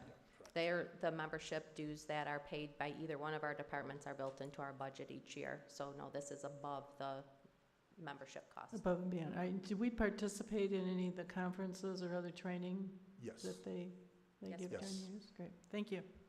Thank you. Trustee Anderson, you have a follow-up? Yeah, just excluding this board and probably the recent one, boards before that have commissioned these studies, come up in nice little packets. They were sitting in our township hall. And the township hall's been renovated, so I think we lost them all, but they look very nice if you knew what they are. I just hope this is something that is applied, that you bird dog it through, And where you see improvement needs to be made, good. Rewards need to be the same there, that, you know, it's a meaningful expenditure. Not going to break the bank here, but still something meaningful, not just fluff. Thank you. I'll just follow up on that real quick. To your point, this is almost identical to public safety, police, and fire accreditation. The process is almost the same. So in order to be accredited, you have to have the policy, you have to prove that the policy is in use, and then you have to, every year you have an annual review. So we will institute this. This will be the common practice of the township, and we'll make sure that, much like the police, it doesn't go away. Can we get McNair on board?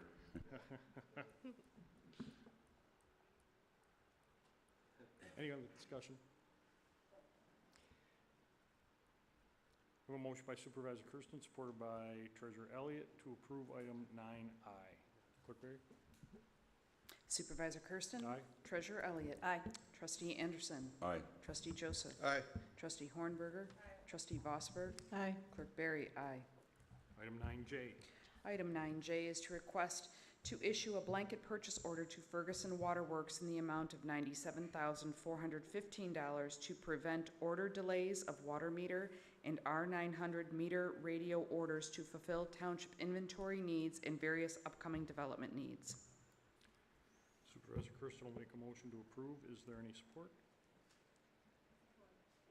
Trustee Vosberg? Son? Yeah, so I'd like to just make a couple clarifications for this request here. One, this is simply a request to issue the purchase order. The funding is already available in the adopted budget for 2025 out of the water fund operating supplies. And two, I just want to reiterate that we as a department do have ordinance, Township Ordinance 182 that establishes our water connection fees by size.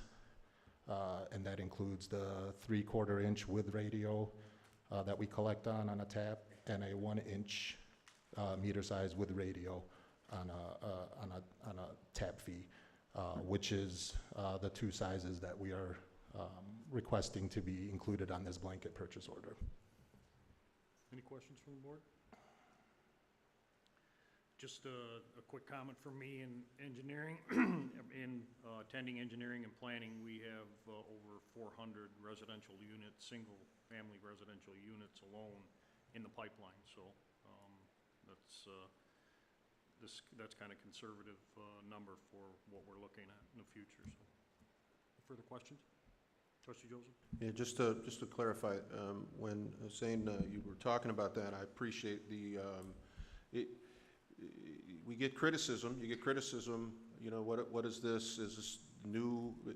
This is part of their budget every year. They make purchases for these meters, they're approved as part of their budget, and then they go the extra step when they actually increase the inventory to say, you know, we need to purchase, in this case, you know, $97,000, but of the total, this is an expected cost. Correct. And we don't have problems with inventory management when we have like somebody paying attention to how many do we have on hand, and do we, are we using up storage space unnecessarily, and do we have enough to accommodate the jobs that are, laid out? That's requires management. Correct. And so I appreciate you doing that. It seems like every time you come in to buy meters, it's like, oh, what'd you do with the last meters? But these are reoccurring expenses. They're part of doing business. And so the way that you keep track, and I appreciate it, because having enough on hand, but then not filling up your space so that you're tripping over meters is, it's a difficult balance. So appreciate the distinction, and you were clearly listening to the resident when he got up and made the comments, and appreciate you addressing that. Thank you. Any further questions from the board? I have a motion by Supervisor Kersten, supported by Trustee Vosberg, to approve item 9J. Clerk Berry?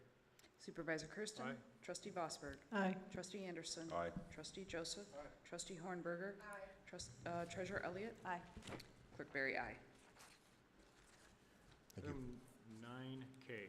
Item 9K is a request for the Township Board to approve a payment in the amount of $12,097.50 to Rosca Contracting for the Connie Bowles Ditching and Grading Project. Supervisor Kersten will make a motion to approve. Is there any support? Support? Trustee Joseph? Mitch? This project is, last year we had James P., who paved the Civic Center parking lot, also paved the Civic Center pathway. When they paved the pathway, they lowered 6 culverts for drainage, cross culverts. Then we went out and received bids for ditching to finish up the ditching between the Civic Center pathway. Raska was the low bidder for that project.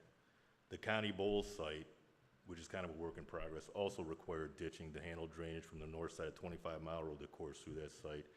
So we initiated Raska to complete that work using the Civic Center ditching prices. Thank you. Questions from the board? Questions? I have a motion by Supervisor Kersten, supported by Trustee Joseph, to approve item 9K. Clerk Berry? Supervisor Kersten? Aye. Trustee Joseph? Aye. Trustee Anderson? Aye. Trustee Hornberger? Aye. Trustee Vosberg? Aye. Treasurer Elliott? Aye. Clerk Berry, aye. Item 9L. Item 9L is to adopt proclamation number 2025-06, recognizing the month of May 2025 as Amyotrophic Lateral Sclerosis, ALS Awareness Month. Motion to approve. Second. Motion by Treasurer Elliott, supported by Clerk Berry, to approve.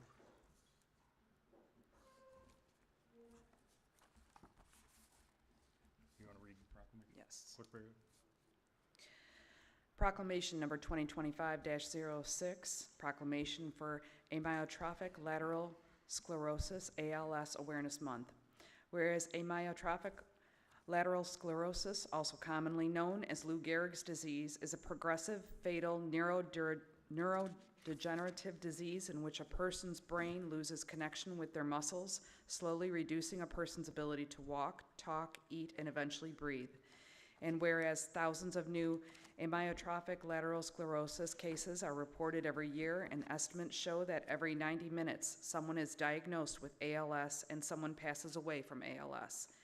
And whereas on average, patients diagnosed with ALS survive only 2 to 5 years from the time of diagnosis. And whereas the exact causes of ALS are unknown and there is no known cure for ALS. And whereas people who have served in the military are more likely to develop ALS and die from the disease than those with no history of military service. And whereas securing access to new therapies, durable medical equipment, and communication technologies is of vital importance to people living with ALS. And whereas clinical trials play a pivotal role in evaluating new treatments, enhancing quality of life, and fostering assistive technologies for those living with ALS. And whereas the ALS Association is the largest philanthropic funder of ALS research globally and has committed more than $154 million to support more than 550 projects across the United States and 18 other countries. And whereas the ALS Association is committed to accelerating the pace of discovery, fueled by the hope that one day ALS will be a livable disease for everyone, everywhere, until a cure can be found. And whereas Amyotrophic Lateral Sclerosis Awareness Month provides an opportunity to increase public awareness of the dire circumstances of people living with ALS, acknowledge the terrible impact of this disease that it has on those individuals and their families, and support research to eradicate this disease. We call upon the citizens to join in supporting ALS research, advocating for increased funding, and standing in solidarity with those affected by this relentless disease. Thank you. Discussion? A motion by Treasurer Elliott, supported by Clerk Berry, to approve the resolution as read. Clerk Berry? Treasurer Elliott. Aye. Clerk Berry, aye. Trustee Anderson. Aye. Trustee Joseph. Aye. Trustee Hornberger. Aye. Trustee Vosberg. Aye. Supervisor Kersten. Aye. Item 9M. Item 9M is to authorize Township Attorney to institute circuit court action regarding 48138 Sugarbush, violations of Township Code of Ordinances, blight. Supervisor Kersten will make a motion to approve. Is there any support? Support. Trustee Joseph? Gentlemen? Okay. Items M and N are two extreme cases of long-term blight. We've been dealing with them for years, and we've exhausted all of our remedies through district court, and this is the next step to get action on these two cases. If you have any questions. Any questions from the board? I've done, on this one specifically, I've stopped in myself to the resident, try and offer services, and it's difficult, but something needs to be done because the neighbors around are continuing to email and complain, so we'd just like to take it to the next level. Correct. Any questions? Questions, Trustee Anderson? Yeah, I believe this goes back to Mr. Lovelock's board. This came up back then, so. Yep. Yeah, he has cleaned it up a couple of times, and it just gets worse and worse, and it's just, and now he doesn't go to court, he doesn't answer the tickets, so this will have a little more teeth for us to get some action on it, on both of them, actually. Clerk Perry? Gary, is there, I don't know if there's any circumstances such as mental health issues or something like that affecting the residents who have these properties, or it's simply neglect, but I would just ask, I don't know if this is kind of typical, but when we go to court with these cases, if we do find that there is some sort of services that are needed, is there anything that's done to contact Macomb County or any of the other, anyone else to assist these residents should they? He hasn't answered anything, so Okay. there's been people who have reached out to him and doesn't want it, doesn't listen, just disregard. Disregard, blatant disregard, both of them. Thank you. Any further questions? I have a motion by Supervisor Kersten, supported by Trustee Joseph, to approve item 9M. Clerk Perry? Supervisor Kersten. Aye. Trustee Joseph. Aye. Trustee Anderson. Aye. Trustee Hornberger. Aye. Trustee Vosberg. Treasurer Elliott. Aye. Clerk Barry, aye. Item 9N. Item 9N is to authorize the Township Attorney to institute circuit court action regarding 47720 Gratiot, violations of Township Code of Ordinances, blight, and unsafe structure. So moved. Trustee Joseph, support by Trustee Vosberg. Gentlemen? This is Same thing. another one, same thing. This one, code enforcement actually delivered letters to this man's house and his address in Mount Clemens. You could see someone was in there, wouldn't answer the door. He hasn't answered tickets, hasn't answered anything. So this is just the next step, a little more teeth. Thank you. Questions? On this, Joseph? on this particular property, the township interest is to try to pursue possible demolition as it relates to this building structure is not safe. At this point, it's not. Yes. It's not just, weeds and debris and all of that. Like, we have unsafe structure and Multiple issues, yes. the intent would be to try to eradicate that once and for all, not just get it cleaned up again. Or at least sell the property to Sure, somebody who will yeah, fix it up. But something. it needs to be fixed up or Yeah. taken down. It's basically been abandoned. Yes. All the water's off, electricity's off, but again, no action from the owner. Thank you. Any further questions? I have a motion by Trustee Joseph, supported by Trustee Vosberg, to approve item 9N. Clerk Barry? Trustee Joseph. Aye. Trustee Vosberg. Aye. Trustee Anderson. Aye. Trustee Hornberger. Aye. Treasurer Elliott. Aye. Supervisor Kersten. Aye. Clerk Barry, aye. Item Thank 9. you. Thank you, gentlemen. Item 9O. Item 9O is approval of an addition to the November 2025 ballot of a Parks and Recreation millage proposal, asking voters to consider a levy for, to fund parks, recreation, and senior services with an estimated revenue to be determined in the first year. Supervisor Kersten will make a motion to approve, and I'll address that the reason you see the question marks in there is because it is a board decision. So we put in their placeholders, but it's a discussion for the board to address. That's why the question marks are in there. Is your motion quantifying those numbers? Are we Yes. going to start with that? Yeah, I would like to start with that. 1 mil for 10 years. Support. by trustee Joseph. Ms. Vanderson?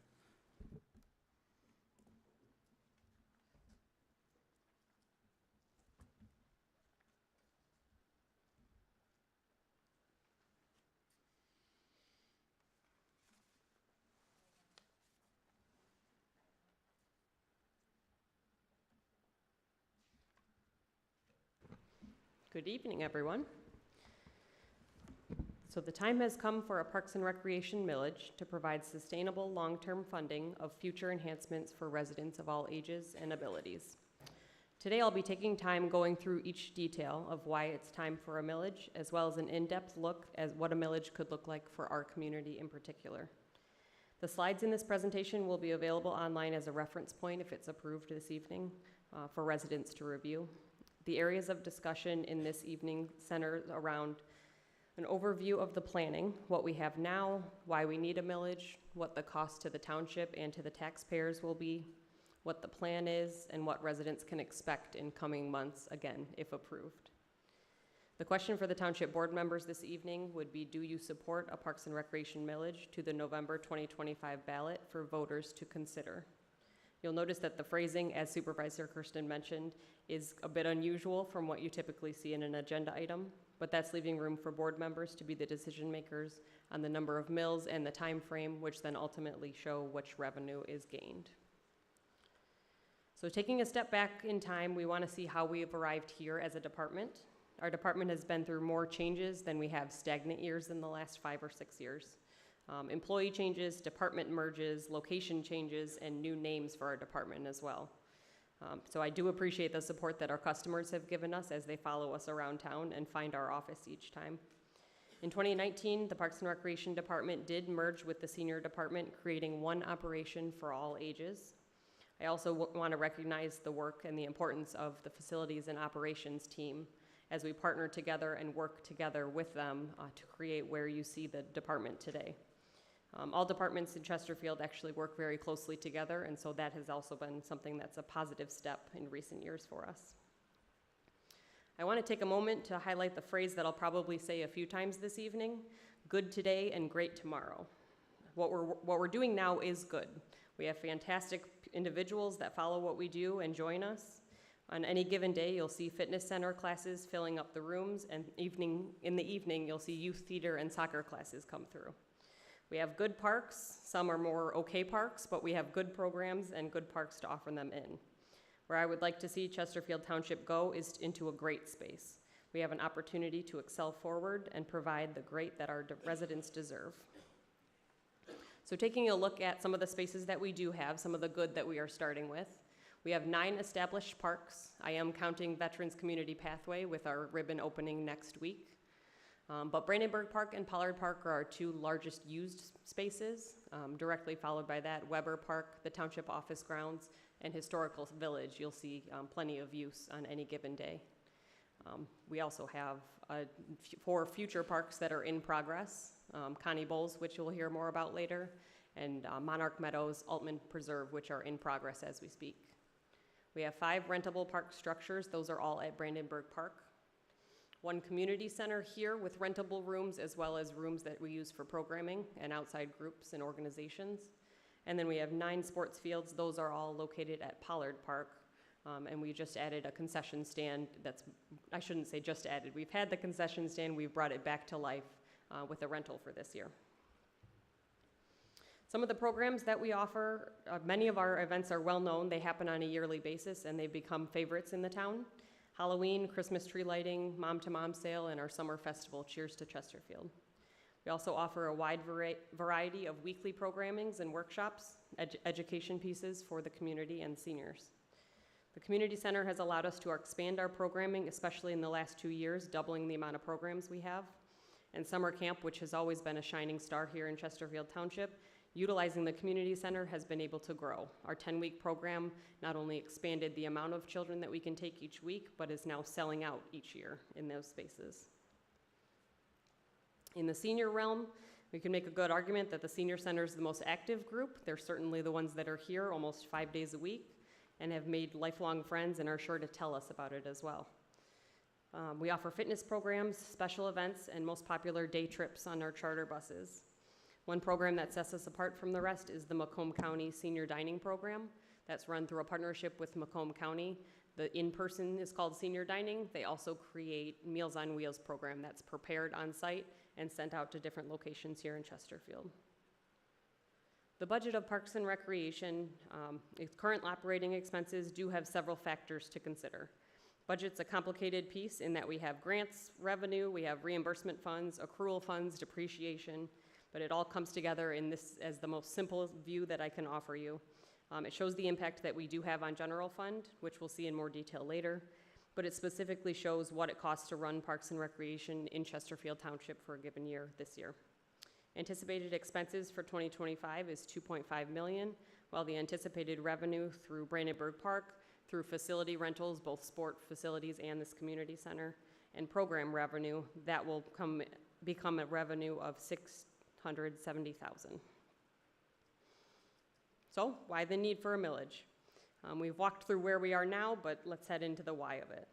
As many of you know, Chesterfield Township has seen an economic boom. They're in development, businesses and residents both are finding their way to call Chesterfield Township home.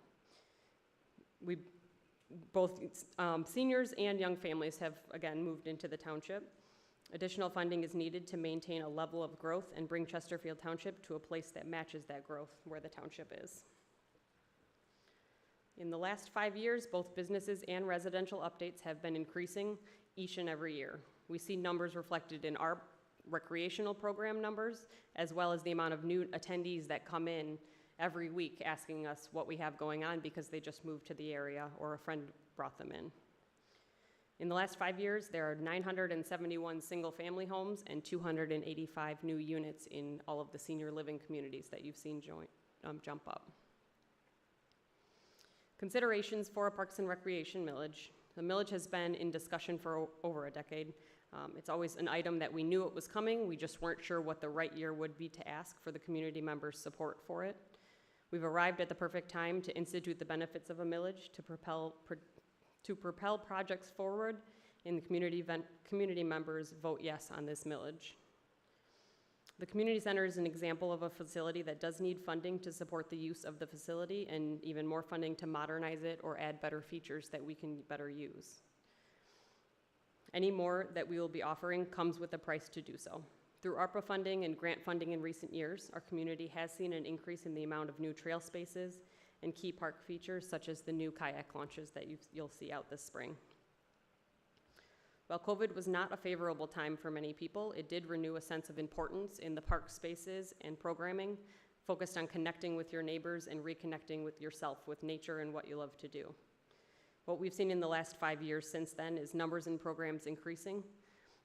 In 2023, we were offering 437 individual programs to the community, and now with full use of the community center, this past year in 2024, we offered 868 programs. Summer camp and bus trips are two more examples of programs that, like I said, not only expanded to meet that growing need, but have also sold out or are expected to sell out this year. Residents take to their local parks and recreation services as a place for social, emotional, and physical benefit locally, and we have the opportunity to provide that. When you look at other communities, Parks and Recreation in Chesterfield Township does have some catching up to do, especially to meet those national average and standards of recreation facilities and natural parks. The majority of park spaces come from surrounding counties. The Parks and Recreation Master Plan, which we publish every 5 years, does showcase an inventory of the accessibility per capita. In benchmark comparison, the plan shows a need for additional dog parks, multi-purpose fields, and connector trails that we need to see. As we look around at neighboring communities, many have utilized a tailored Parks and Recreation millage to accomplish their community goals in the same way we hope to. Two municipalities we are most compared to include Macomb County and Sterling Heights, both of which have millages to support their community center and more. Sterling Heights specifically has two separate millages that you'll see there, which bring in $5 million annually each. As you see, our millage rate falls somewhat in the middle of if you were to compare, if we were to go for the one mill for 10 years. It falls somewhere in the middle of these comparable communities in millage rate for Parks and Recreation. It's important to note that not all millages do bring in the same revenue for their communities. For instance, Chesterfield Township, 1 mil brings in $2.4 million, while Macomb Township, who has a larger tax base, as you can see, has $3.2 million, where their revenue is, for the revenue, that is a 0.75 millage for their community. Closer comparison in tax base is a community called Kentwood. It's a community on the west side of the state who in 2022 had success with their Parks and Recreation millage. They actually went for in perpetuity and had success with that, but they bring in $2.3 million for that 1 mil, or close to 1 mil, I should say. Current tax rates for our surrounding communities in Macomb County are listed in the box there. Chesterfield Township does fall within the road, but these are shown comparison rates before the special assessments that are added. One final comparison at the top there, you'll see how Macomb County communities are different across the state. Wayne County, Oakland County, and St. Clair County all do have their own county parks and recreation departments. They offer park spaces, so public parks, as well as programming within those public parks, and those are available to all county-wide residents. Macomb County itself does not have a parks program, so we are missing out on that incredible resource. So Chesterfield Township and the surrounding communities in Macomb Township, or I'm sorry, Macomb County, do have the responsibility of the full extent of community recreation programming on our own. When we look at the time frame, bringing a proposal has positive and negatives at any time that you were to bring it. It's difficult to compare what this year looks like compared with what next year will look like at the same time. But after reviewing many communities in Michigan, along with Chesterfield's election turnout, more millages that are brought to the ballot as a standalone item have a higher success rate. This reason is because voters who choose to vote either for or against a standalone item of any sort have done so after researching fully and making their determination, which brings them to the polls. In Chesterfield Township, listed here that you'll see, are the election turnout rates for local, state, and presidential elections. It is clear that the voter turnout is larger with federal or state, with 60 to 70%, and then local elections, such as a school board single item or a millage rate proposal, could expect to see around a 20% voter turnout. A big piece of this is community desire, so we're bringing what the community wants to see. Parks and Recreation millage has been a future plan for years, dating back, like I said, for over a decade. In the 2013 master plan, writing specifically acknowledges the need for a community center funded by a millage. Surveys of public input have been collected in favor of a millage to support the Parks and Recreation services, but a specific mill rate was not identified in those surveys. Under Parks, Recreation, and Senior Services Department, there are 3 advisory commissions: the Parks and Recreation Commission, the Senior Citizen Advisory Board, and the Beautification Commission and Tree Board. Initial discussion has been held with these groups for years and in recent meetings as well. Members support the millage as a concept, as they know it will better the recreation opportunities in our township. However, they are asking for more information, as you would expect. I wanted to hold off on giving that information until the board made their decision here. Then we were able to come back to the township commission members and share that discussion following the board's decision. Residents themselves who attend our programs do know the value that recreation brings to our community. Our senior center, like I said, because they're the most active, definitely provides us the most feedback in real time as they spend time with our office staff, and we hear the positive impact we've had on their lives through facilities, parks, and events. We notice that when we have a new family come in to talk to our staff, they either move to the area, but more often than not, they've been referred by a friend. They talk about someone who's had a positive experience there, shared their experience, and now are bringing a friend or neighbor along with them, or have provided the way to get to us. It's important to showcase the value of parks, recreation, and senior services in each and every community to allow those who do not actively use the community center or ride bikes on the trails to still know how it impacts the community as a whole. As far as community benefit goes, nationwide, having a strong Parks and Recreation Senior Services Department in the community is an indicator of a strong quality of life and strong economic values within the community. From the National Recreation and Park Association themselves, there are countless studies showing the connection that recreation has to individual well-being.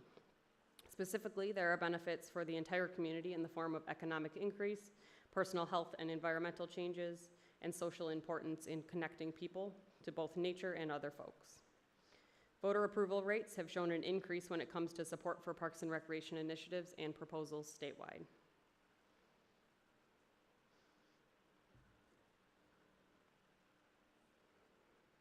Oops.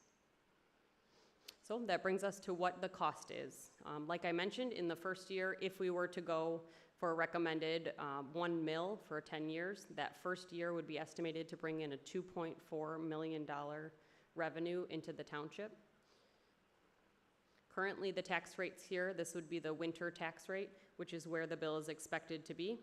This totals 10.8081 for the winter tax bill. And again, this first levy would show in 2026 if approved in November of 2025. The cost per household on this, this slide is the equation that will provide what each household individually will be levied annually when asked to consider the proposal. So again, my recommendation is the 1 mil levy. This taxable value from your home is different than the assessed value, and that's something I do want to stress to our voting members of the community. The exact number for each resident can be found on the township website, where you can search your specific address and look, again, not at the assessed value, but at the taxable value of your home. In the simplest terms, if the taxable value of your home is $100,000, then your increased rate for the winter bill of 2026 for a Parks and Recreation millage would be $100 annually. The median household taxable income, so the average household that you'll see voting for this, would be $133,000, and that would make their bill $133. The majority of residences can expect $100 to $140 difference each year with this millage levy. Looking further out, and again with the recommended 10 years, which is again a board decision, rate of inflation is an estimate that's created from several economic factors. If taxable values of residential homes decrease, so does the levy of the millage, and same with the upswing. If the taxable value increases, the millage follows that. At the current projection, we would expect a 2 to 3% increase each year, which puts us at the end of a 10-year millage. Voters would see the expected revenue change from $2.4 million in the first year to a revenue of $3 million in that last year, that 10th final year. This slide also outlines the 0.75 mil option and the 0.5 option as well. Funding breakdown, so the cost for operating the Parks, Recreation, and Senior Services Department is $1.8 million. That's again taking that total expenditures and the projected revenue, totaling them out for the $1.8 million. As an example for the board to consider, a portion of the millage revenue would help offset the cost of operating the Parks, Recreation, and Senior Services Department. The greatest impact for community value would be to supplement just a small portion from general fund, but to reserve the majority of the project-based planning. This is the way that we can show the residents the most return on investment for all ages and levels of involvement in current programming and park use. These, what you see on the board, are sample numbers and will be addressed in the planning process what those exact numbers would be coming from general fund. As far as an investment plan, the need for a sustainable funding source is necessary to both maintain and to enhance the parks and recreation facilities, as well as the recreation and senior services that Chesterfield Township offers. If this millage proposal is approved by voters of the Chesterfield Township, residents can expect to see a better community. So areas of funding are worded on the ballot proposal and where those funds can be specifically spent and nowhere else. It will cover all operations and planned projects relating to Parks and Recreation, Senior Services, Department in Chesterfield Township. From this list, we will see the township go from good to that great that we are looking for with a sustainable funding source. Items that are listed on here are current and future programming costs, including all ages, facility improvements, maintenance, connectivity via pathways and sidewalks, grant matching funds to enhance township-owned parks, so this would be millage income, could be used to help offset the cost of grants or be a matching grant, and then operations in general, and definitely creation of new parks and recreation spaces, again, both parks and recreation specific. As far as our investment plan priorities, we have 3 areas of priority: community center, parks and pathways, enhanced facilities and programs. These three were identified from our multiple master plans that have been published, as well as where the community is now and what the needs of the community currently show. The increase in programming and community has doubled with the addition of the community center already, so growing this facility to fit our desire to expand the needs of the community is definitely vital for us. Pollard Park is an example of a place that needs a full upgrade for the current facilities and drainage issues that have come up over the past decade. While the space we have is functional, it's usable, it's good, we need to do better for our community. Pathways and connecting trails have been a priority for our department for a long time. We've made some gains with new property acquisitions, but more is certainly needed to connect our community. Funding is key in opening new park spaces and bringing those old park spaces that we all love back to life. Programming of classes, workshops, educational sessions, fitness classes, bus trips, special events trend with the desires of the community and change not only each year, but maybe every few months even. Currently, we are underserving our population in Chesterfield Township of 46,000 people. Each of these areas have been identified, again, through our Parks and Master Plans and continued work in pursuing for better parks and recreation. So what to expect in the 10 years if 1 mil is approved in November of 2025? To open the conversation, it would certainly be possible that with a designated millage funding, we can look at a list of targeted projects that fit the priorities of the investment plan. Here's a preview of the first step of our planning, as well as more details available publicly in the near future as we move forward in the process. Specifically, you can look to see a gymnasium, indoor walking track added to the community center, Pollard Park baseball diamonds and soccer field revitalization, also at the community center, facility modernization, bringing it back to life. Connie Bowles Park, Phase 2, which would include pickleball courts, dog parks, playgrounds, and walking path. A Brandenburg Park event pad with the pickleball courts, and pocket parks in designated park areas. So taking a look into the concept plans and drawings of each of those spaces, or a few of those spaces that I'm going to highlight, you'll see a concept plan for Connie Bowles Park in its entirety here. Phase 1 is to be completed this year. That will include that gravel parking lot, culverts, and gravel walking path. But Phase 2 is where most of the picture that you see here is. That includes millage dollars, which would include the pickleball court, dog park, restrooms, a pavilion, playground, and a paved walking path with outdoor fitness equipment. We've worked with AEW to craft a master plan for this park, and so we are ready to spring into action as soon as funding is available. Brandenburg Park, it has several upgrades, but again, it's one of our most used parks. There's always more work to do to bring it up to speed, and the more we can do there, the happier the community certainly is. Specifically, the community would see a multi-use pad fitted for pickleball courts, concerts, food truck parking, and to address the drainage in that back corner. Other future upgrades to this park would include pavilion upgrades and drainage solutions. On this map, the event pad was located just north of where the parking lot is, adjacent to the splash pad. So in a zone that is quite underutilized in the park because it's sitting in a low spot, and typically we're not able to use it when there's any type of rain. Here's an example of a pocket park. Many of our township lacks green space and playgrounds in smaller spaces and smaller areas. We have an opportunity here, again with the funding, to create small spaces used by the neighboring residents where it's a walkable version of a park. This example shared here in front of you is the place that DTE has agreed to have a partnership with us if possible. It's just outside of Kings Point subdivision on Gratiot Avenue, north of Hall Road. It's an example that could be done right away, but many more have the possibility to have this happen and start sooner rather than later. The concept plan shows the possibility of pickleball courts, basketball courts, and planned tree coverage in natural green space and shade. Here's an example concept drawing of our community center here where we are this evening. Improvements to the community center are certainly necessary. And again, I do want to stress that what we have is functional and it is good, but we're aiming for great here. The dream scenario for this structure would be to demolish areas that are in the worst shape and build in a strategic way that provides the best use of the space. So the gymnasium and the multi-purpose room are the two of the most used spaces in this building, and those areas could be duplicated and filled with programming and use each and every day.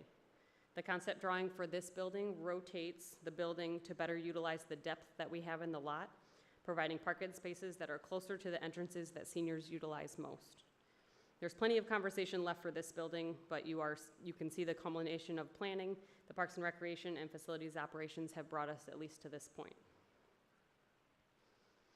I want to show a visual that can be used as a guide in millage planning, again, of what to expect.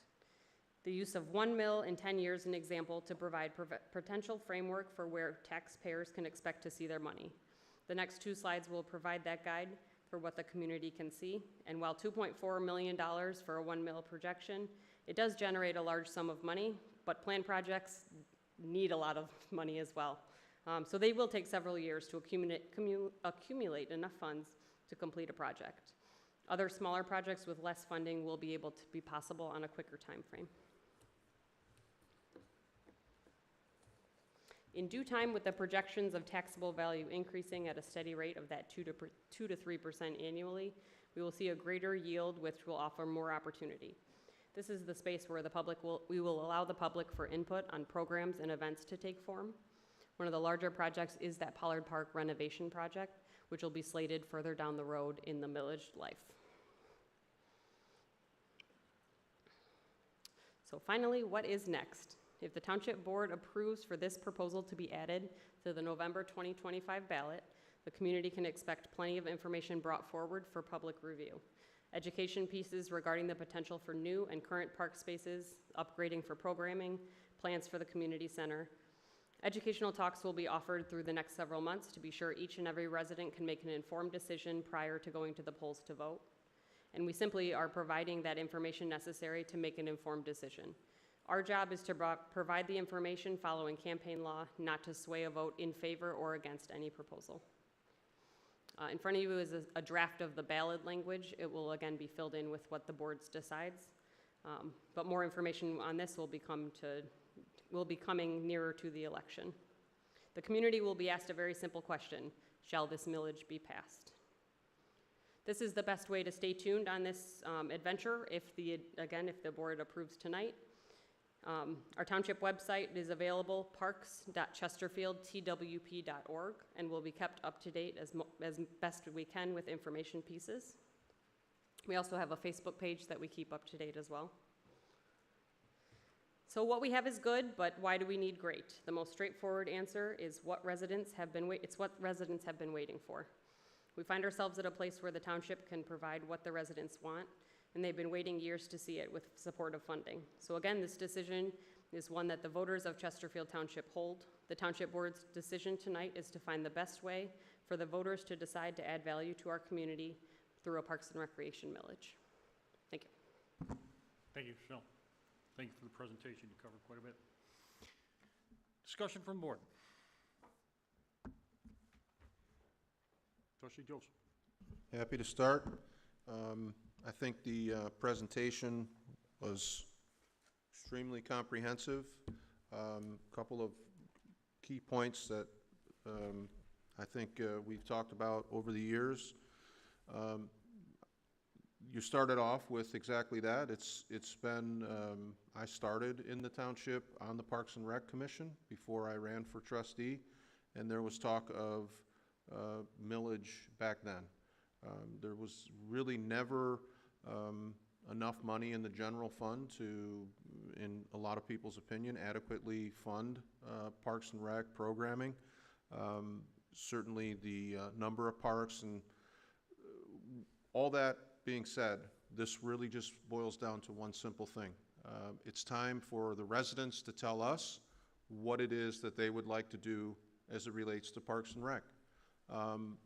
There's been a lot of divisive issues that have tormented not only this board, but boards in the past. Disagreements over how we spend Parks and Rec money, where we spend Parks and Rec money. This building that we're in today, probably one of the most divisive. And there was a split. There were a number of us that thought that we should have had the residents weigh in the form of a millage up or down before purchasing this building. We made the decision as a board to purchase the building, but it's clear, and I think you hit on these issues in your presentation, Ms. Vanderson, and that is Growing Parks and Rec is not sustainable in our current general fund allocation. It's just simply not possible, and tough decisions will have to be made. We will, I think, always have a Parks and Rec department, but the question is, what are the residents interested in paying for? Any vote tonight taken by this board is not a up or down on whether or not you agree with the millage. I don't think we really can urge people to vote yes or no. Simply saying, where are your priorities as it relates to money? I certainly understand the concept of good to great. The question is do people want to pay for great? And this is very straightforward. It's long overdue. And the only other thing that I would add is slide 79 laid out what is, as you said, the jumping off point. There were a number of projects listed there that have to really go through the board approval process, and that's after months and months, I think, of getting feedback from residents on what they would like to see. There's still a lot of residents out there, myself included, that would like to see a beach over at Brandenburg. There are a number of projects on slide 79 that I think are open for discussion. One of them, Trustee Anderson and I had a conversation before the meeting. What the current plan is, and I hope the current plan is to continue the allocations that we've made for Parks and Rec at the current funding. And if the board approves it tonight in November, we'll have clear feedback from the residents on what additional revenue they would like to allocate towards Parks and Rec. But at the current level, I think that we are committed to the budget that we've allocated to Parks and Rec. And we're really talking about this millage growing Parks and Rec, not eliminating. We're not kicking seniors off bus trips or anything like that if the millage is not approved.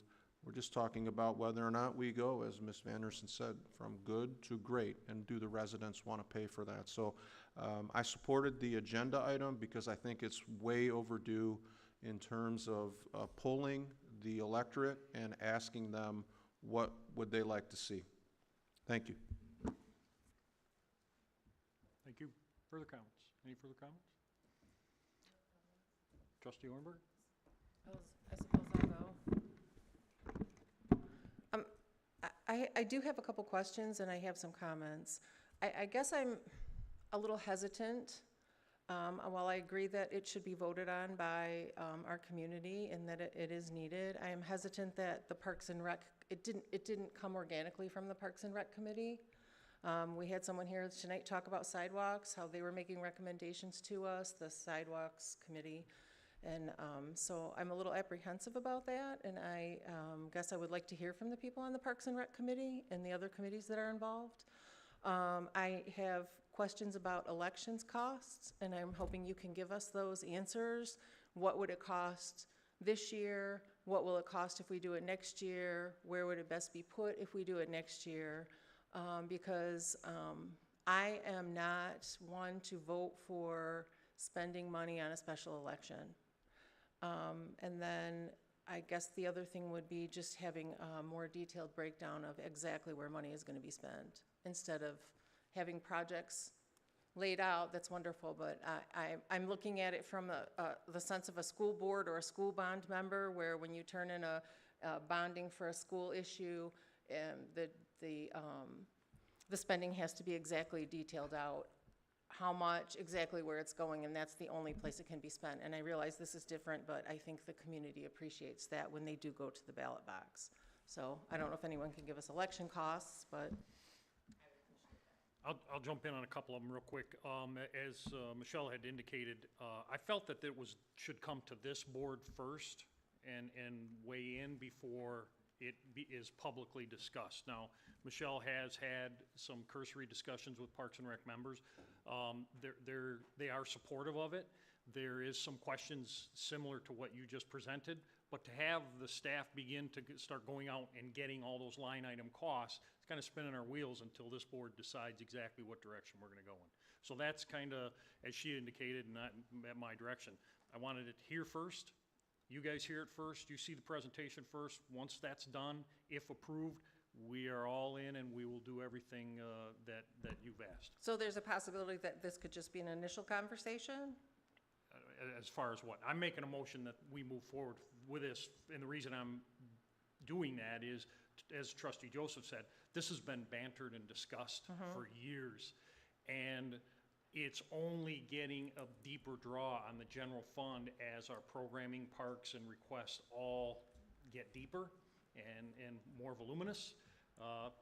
We've got residents that want services that the general fund just can't support in its entirety if we keep expanding. So again, there is a liability to the general fund moving forward. We do not intend on downsizing. We can intend on at least keeping what we have there and moving forward, but then out of respect to this board, getting it in front of this board first and having weigh in first. But again, I'm going to say, my motion was for 1 mil for 10 years, and I think we can justify that very easily. Trustee Anderson. I know, Mr. Supervisor, and I was of the opinion to put a ballot issue on, let the residents decide, either yay or nay. I have no opinion on that, but let our constituents make a decision as far as this millage goes. This board has dumped piles of money in Brandenburg Park, the paddle park, areas that we own into perpetuity that we can't do any with, Six Rivers, their involvement. I appreciate and I respect your passion.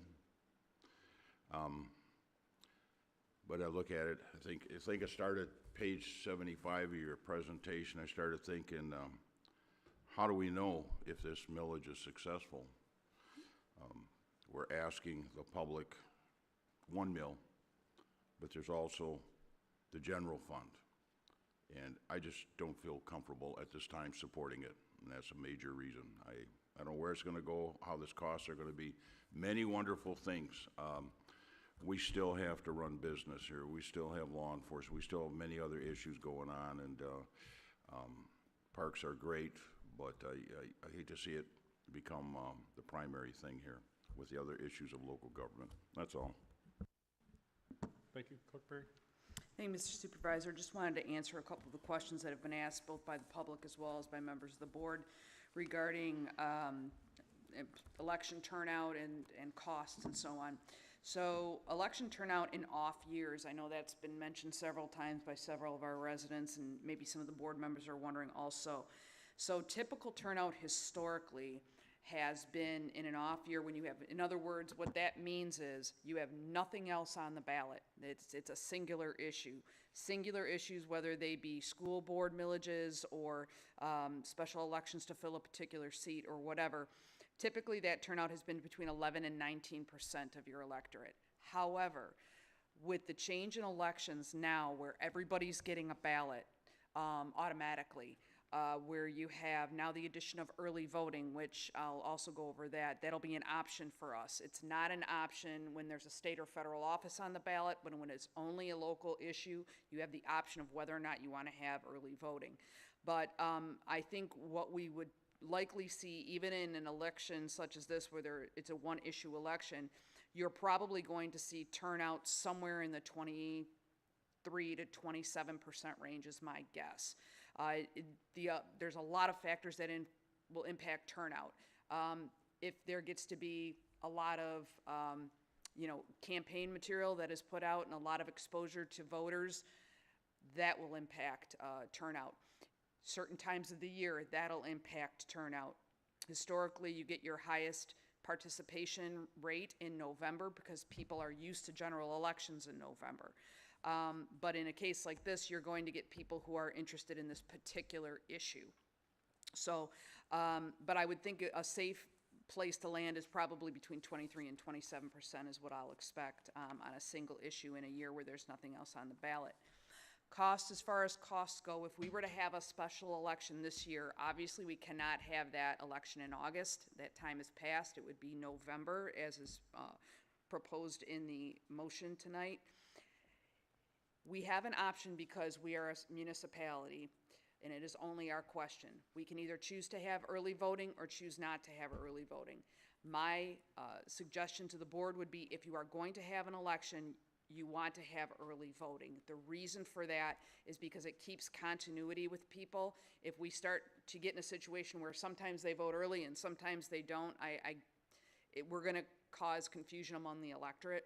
In addition to that, when the people who did start to participate in early voting, once people got used to it, the feedback was incredibly positive. People who have voted early now want to be able to vote early all the time. We went from 3% of the electorate voting early in February of 2024 to nearly 30%, almost a tenfold increase in people who took advantage of the early voting option. So that's something that people now have come to expect. And I would highly recommend that we have early voting for those reasons. I think I'll go on the record right now. If you have an election, you don't offer early voting, you're going to get negative feedback on that.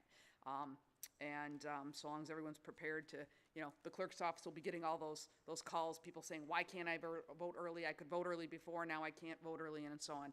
It'll be an additional education, also for us to do of residents as to why that is, but they're going to be asking every member of this board why they can't vote early. So I would highly recommend that we include early voting.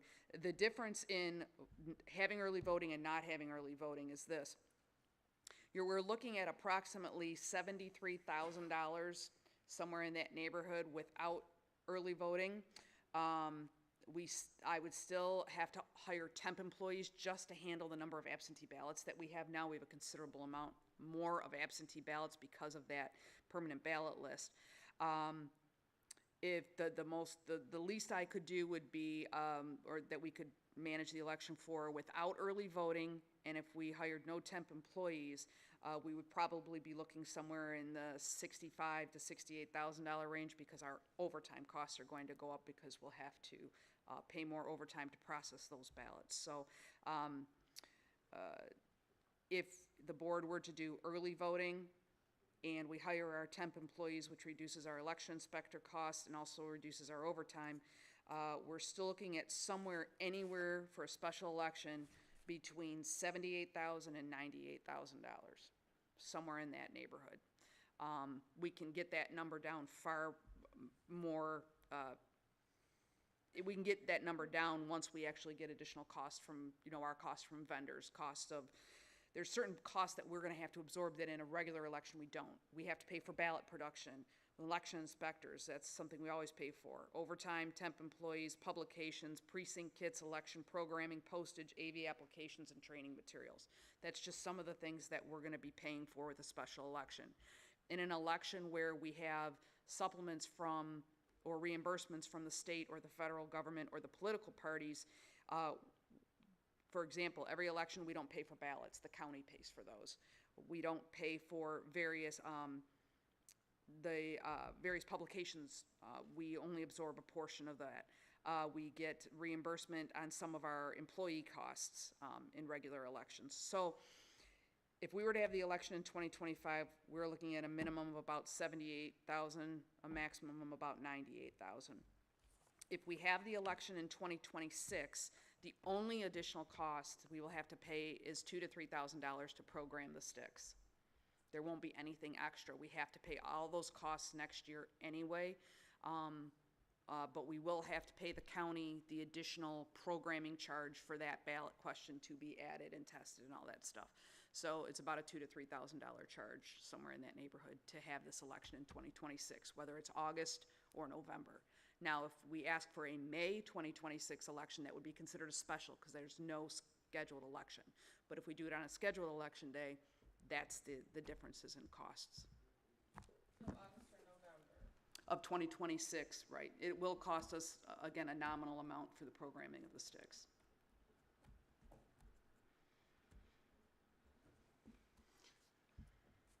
Any further questions? Treasurer Elliott.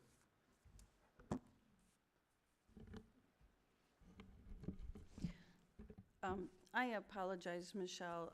I know that I met you before the meeting to go over this, and I had explained to you, the packet only came to us at 2:30 today, so I tried to glance through it to the best of my ability to be able to answer some questions. And we talked about the taxable value that you had on and the millage rates that you had on this. And just for clarity purposes, the millage rates that you have on here did not include the SADs that are for each of the communities. So I had given you a sheet, and I have if anybody else wants it. But I think it's very important for us to consider Chesterfield Township's millage rates with the SAD versus Macomb Township's millage rates with the SADs in the same school districts. So Lance Cruz, Chesterfield Township is 34.2, and it's the print small, I think it's 0.2670 for Lance Cruz with the SAD, and Macomb Township's millage rate is 30.9568 in the Lance Cruz School District. So I want to make sure that we're being completely transparent about this, and that there's no misunderstanding about how that is calculated. And this is available at the millage rates for all of the communities in the state is available at State of Michigan Treasury, and look up millage rates, and there should be a link there.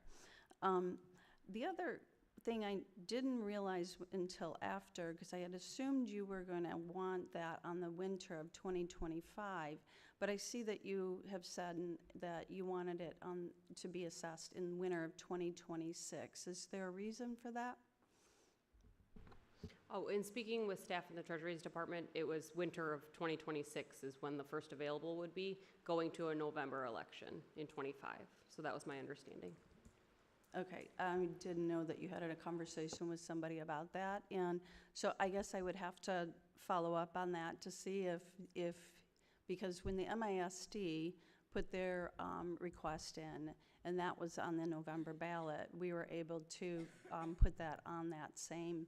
So I would like to have some time to be able to look to see if this was something that was on the November of 20 or August of 2026 ballot, if it would still be able to achieve what your projections were, okay? So that would be very helpful, I think, for everybody to know. And I have to find out why what this discussion was that you had, and why they felt, why whoever you spoke to gave you the answer that you received. Are there any other costs besides the election costs that you are projecting that for this, such as an informational piece, or for public relations or meetings or anything like that that we should know about?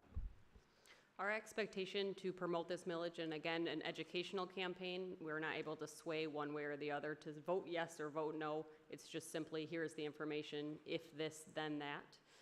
All of that was planning to be done in-house using current employees and current employee time. We did not plan to use a PR firm or go out to bid to use a company that would do that for us. It would all be with employees and what we currently have, marketing. Okay, and then when you had originally emailed the board, that was on the 2nd, and then I had met with you on the 3rd, and we had kind of talked about that, and you had explained kind of what your thoughts were as far as the general fund. And I didn't have my budget book in front of me at that point in time, and I asked you, you know, would you still want to be, how much was your budget? And at that time you told me it was 1.1 mil. Mm-hmm. And now was your budget, and you wanted to continue to use your budget from the general fund on top of this. Is that still the case? And is that number is not, could you explain? Yeah, mm-hmm. Please. Yeah, absolutely. On the slide, that's the 2025 Parks and Recreation budget. On mine, it's different than your numbers, but number 7, so just before where we started talking about the need, why the need. It shows our budget page. Pieces of those I did not take into consideration. So Brandenburg Park expenditures, when that comes into factor, it changes the number and turns it into that 2.4. What my initial analysis was the 1.1 when we started our discussion, was not using all of those numbers. And so this takes into account our 501, which is our Parks and Recreation Fund budget expenditures, Community Center expenditures, Parks and Recreation Senior Services Fund. One is our fund, the first would be from the general fund, operating supplies. And then lastly, that Brandenburg Park Fund, including the cash basis depreciation, putting all of that into it to create the expenditures, and then pulling in the revenue of Parks and Recreation Service Fund, Brandenburg Park, and then that general revenue fund, which pulls in a lot of our rentals as well and sponsorship. So that is the total number. The one that you see in front of you is the math worked out, corrected with our finance department to make sure that it is accurate. Okay, thank you. And then, did you look at, so the Lands Cruise brought the millages in 2 of them, I believe. Was it in last year, 2024? And the first one failed, I believe that was in May of 2024.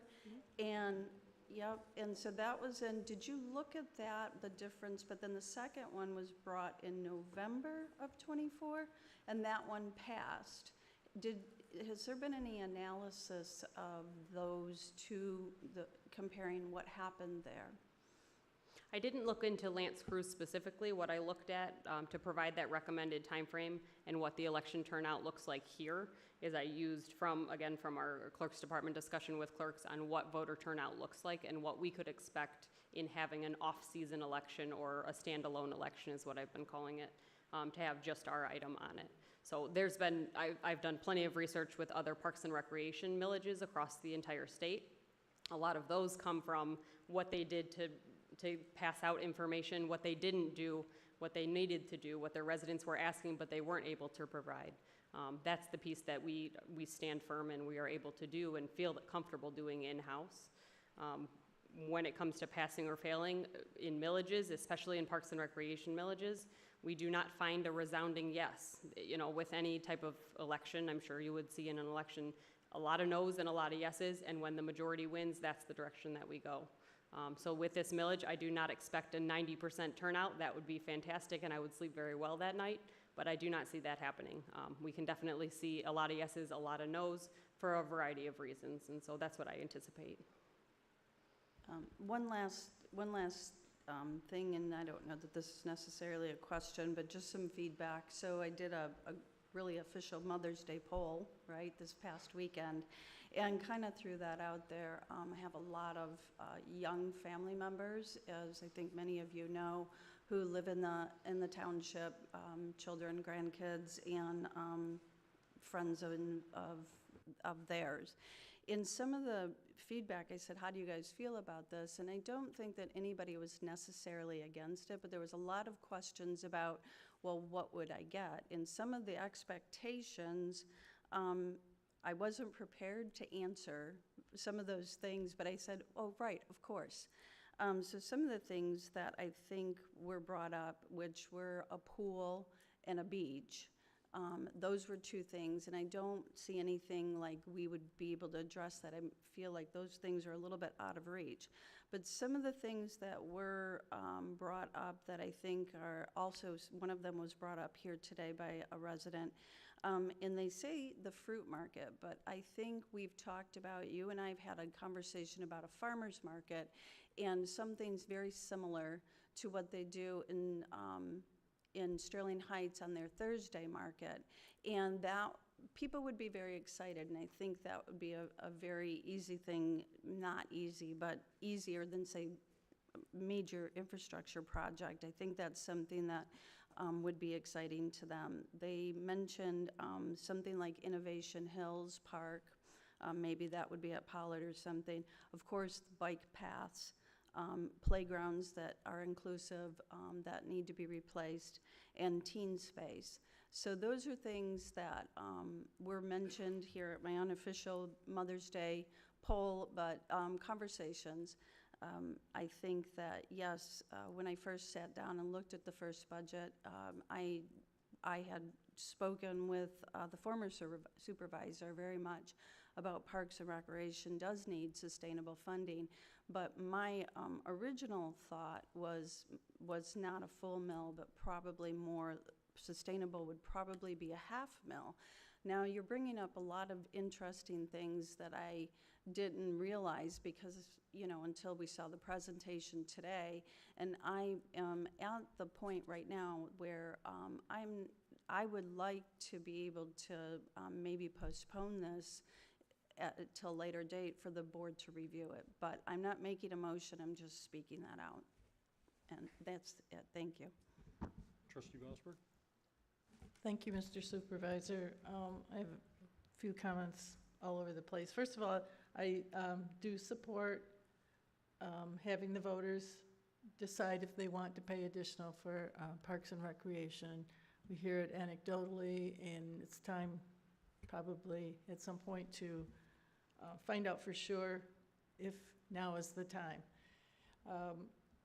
Just a couple things, just so that we don't add more confusion or misunderstandings to this meeting.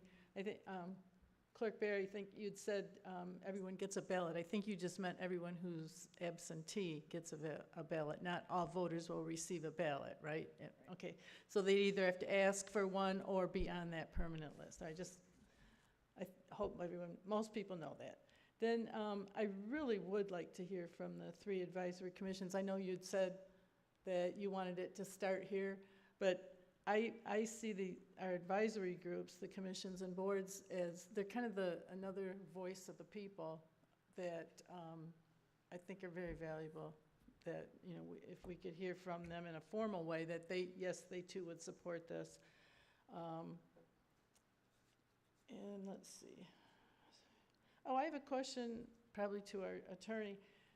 If whatever the millage rate is that we approve, if it is approved, must it be assessed each year, or can we decide to assess up to that amount? It depends on the ballot language. The ballot language that I drafted, I don't think it said up to, I think it said 1 mil, but I have communities that I represent where they will indicate where the board is authorized to levy up to, but for instance, I think Washington for police, they levy up to a certain amount, and they've never levied the full amount. They raise up to, but not to exceed. So you can change that language if you'd like. So I was thinking an advantage of that is if you do a number of capital projects, would take more funding and maybe do that up front, but then once they were there, that maybe we wouldn't have to. You could easily change the language to say the millage not to exceed 1 mil. Okay. I'm not making right at this time, I'd like to hear more discussion on that. I'm not going to propose an amendment to do that yet. Then I guess the other part is do we know if it is approved, whatever date, if the millage is approved by the voters, when can what is the first time it could be assessed on could they be billed for that? Well, I'll defer to the Treasurer's Office. I would have expected it could have been on the December tax bill, but I don't know the mechanics of when the millage is approved and how long it takes to get on the December tax bill. That, I'll defer to the Treasurer's Office on that. I mean, the vote's going to be November what? Whatever the date in November is when you're going to have the election, and then when do you have to have your tax bills ready? Is that what the issue would be? Can they be prepared? So you would wait to prepare those bills until the election? I believe, yeah, that shouldn't be complicated to answer. I mean, okay. Yeah. I don't know. I just said we'll have to. Okay, that would be helpful to know if there's been elections before that were in November and then they made it on the December bill. I can get you that information All right. tomorrow. Be helpful information, in my opinion. Could be helpful information, depending on what happens tonight.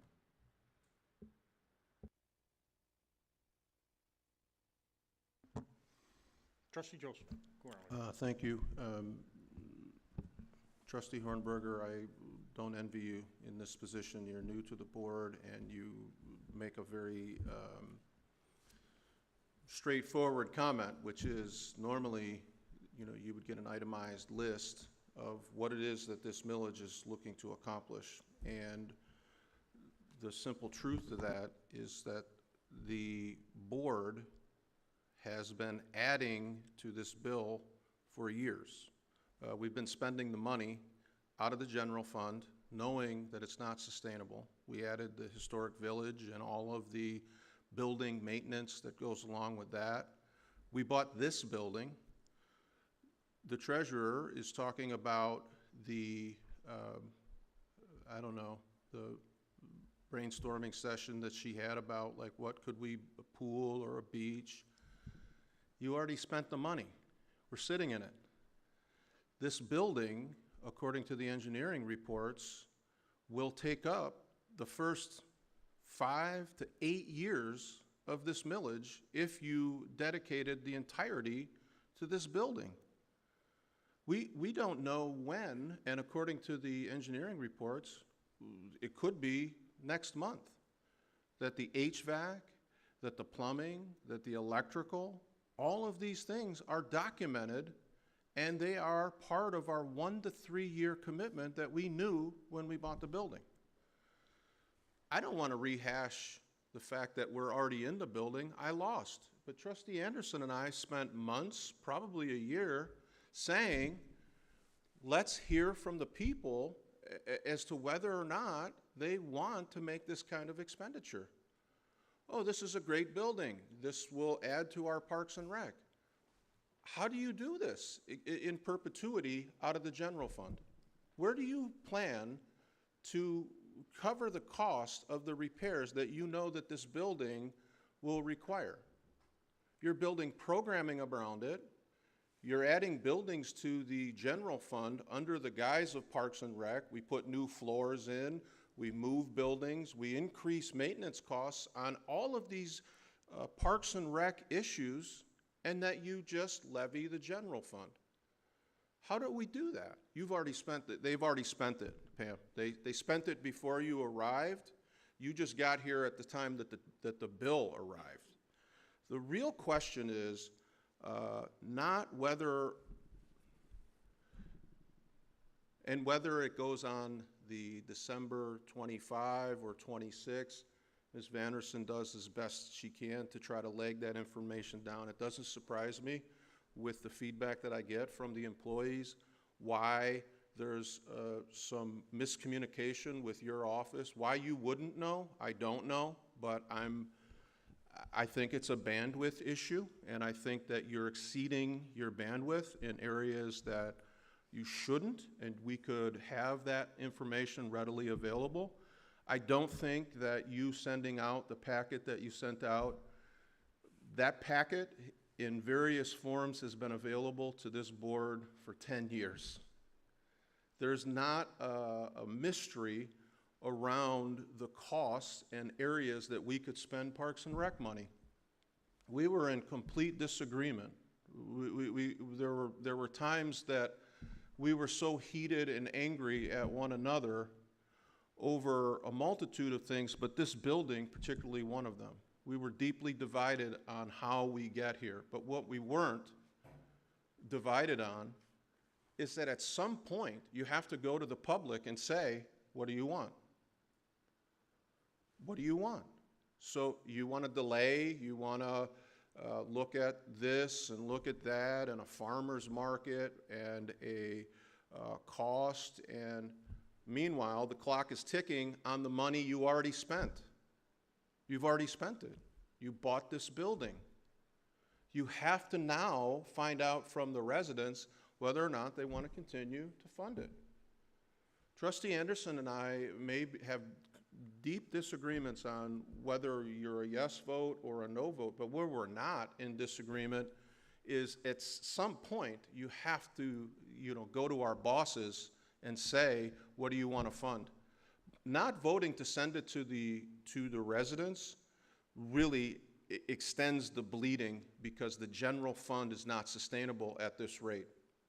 And I think you've known it for a long time. I don't know why you keep adding and adding and adding, because we've been on the 4-3 side or the 5-2 side for years. While you add to the general fund, now it comes time to deliver the bill, and you, I don't know if I don't know if I want to raise taxes, you know, taxes.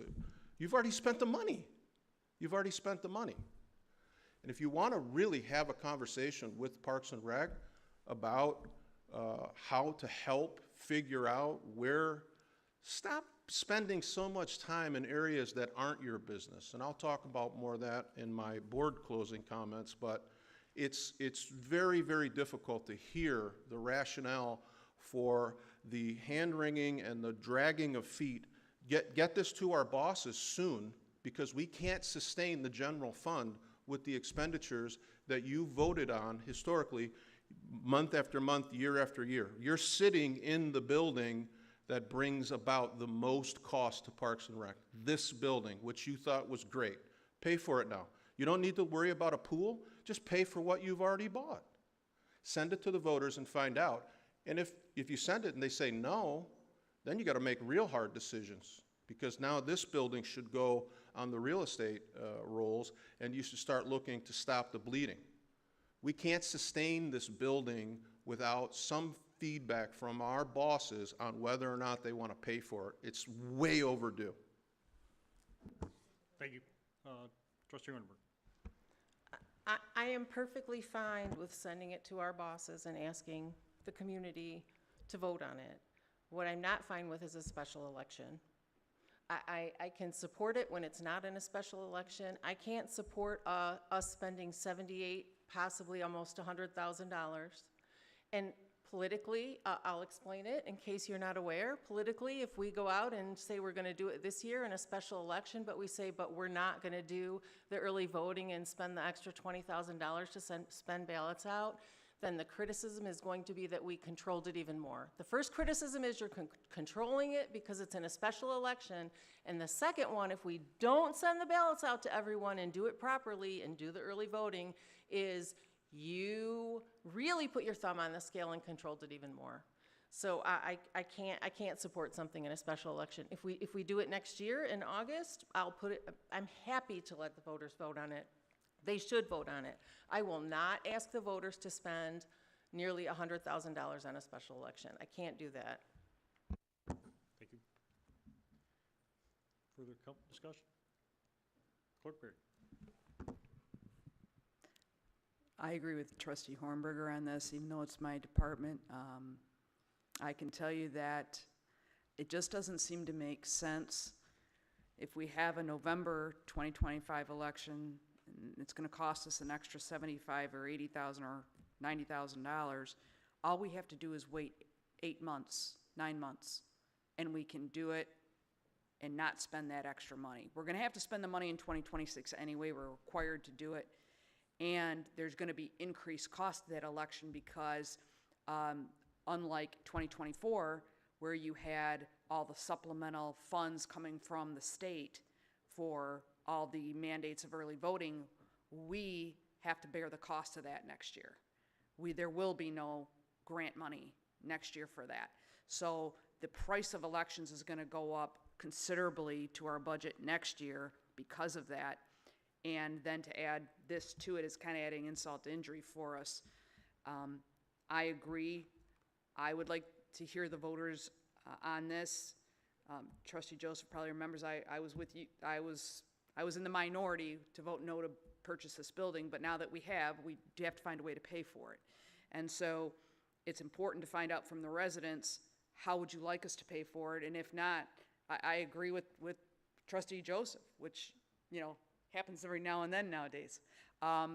This is going to have to go on the market because we won't be able to pay for it. And so, or we'll have to get real creative in some other ways. But I just don't see the value in getting the same answer we're probably going to get in August of 26 as we're going to get in November of 2025, you know, not 8 or 9 months later. So I agree in that. I can support this also for an August 2026, but not a November 2025. And it's not that I necessarily support the millage itself, but I absolutely believe that we need to go to the residents and get a decision from them on what they want to do. Thank you. Further comments? Further comments? Second round? Trustee Bosburn? What's your question? Any more comments? Oh, comments, so thank you. So if the election, if we put it on the August 26th ballot, there's already an election scheduled for that. Will include the entire state issues. And the time that we would put it on our tax bill would remain the same as what is being proposed tonight. I just wanted to clarify that. If it's proposed for the 2026 year? Yes. I'm- That on November of 26, December of 26 would go out in that bill. No, it'd be 27 then. No, if we did it in August, there's plenty of time to get, August of 2026 election, we can put it on the winter 2026 tax bill. Yes. Okay. So I don't think that's a problem. and that's the assumption being made. No. What? I said he has no reliability in that information whatsoever. You have reliability in that information. I already explained to you that Can we when have the a motion to MI call the question, Mr. Supervisor? No,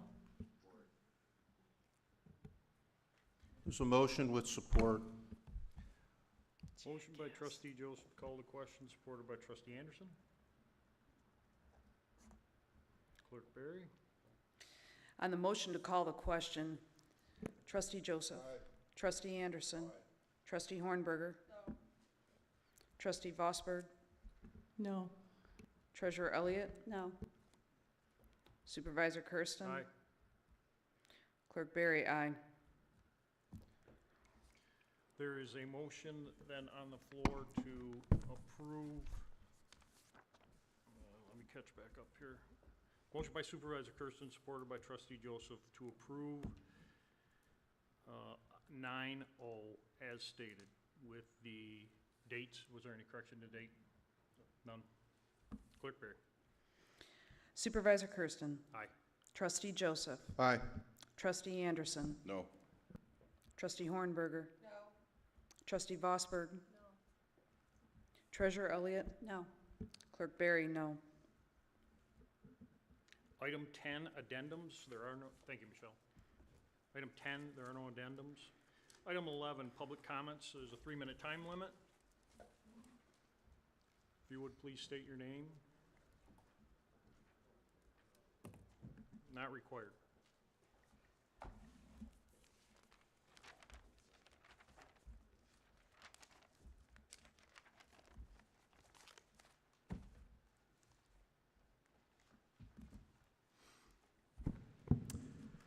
All right, so that was a really interesting discussion. Two things I wanted to mention about was, one, I am thankful, although however crazy that it took the President of the United States to finally dispel the F-35 debate here in this community. They are never coming now. We have a different plane coming. So I'm happy to hear that the F-15s are coming to Selfridge alongside with the KC-46s. And we'll see what happens by the end of this decade on their implementation at Selfridge.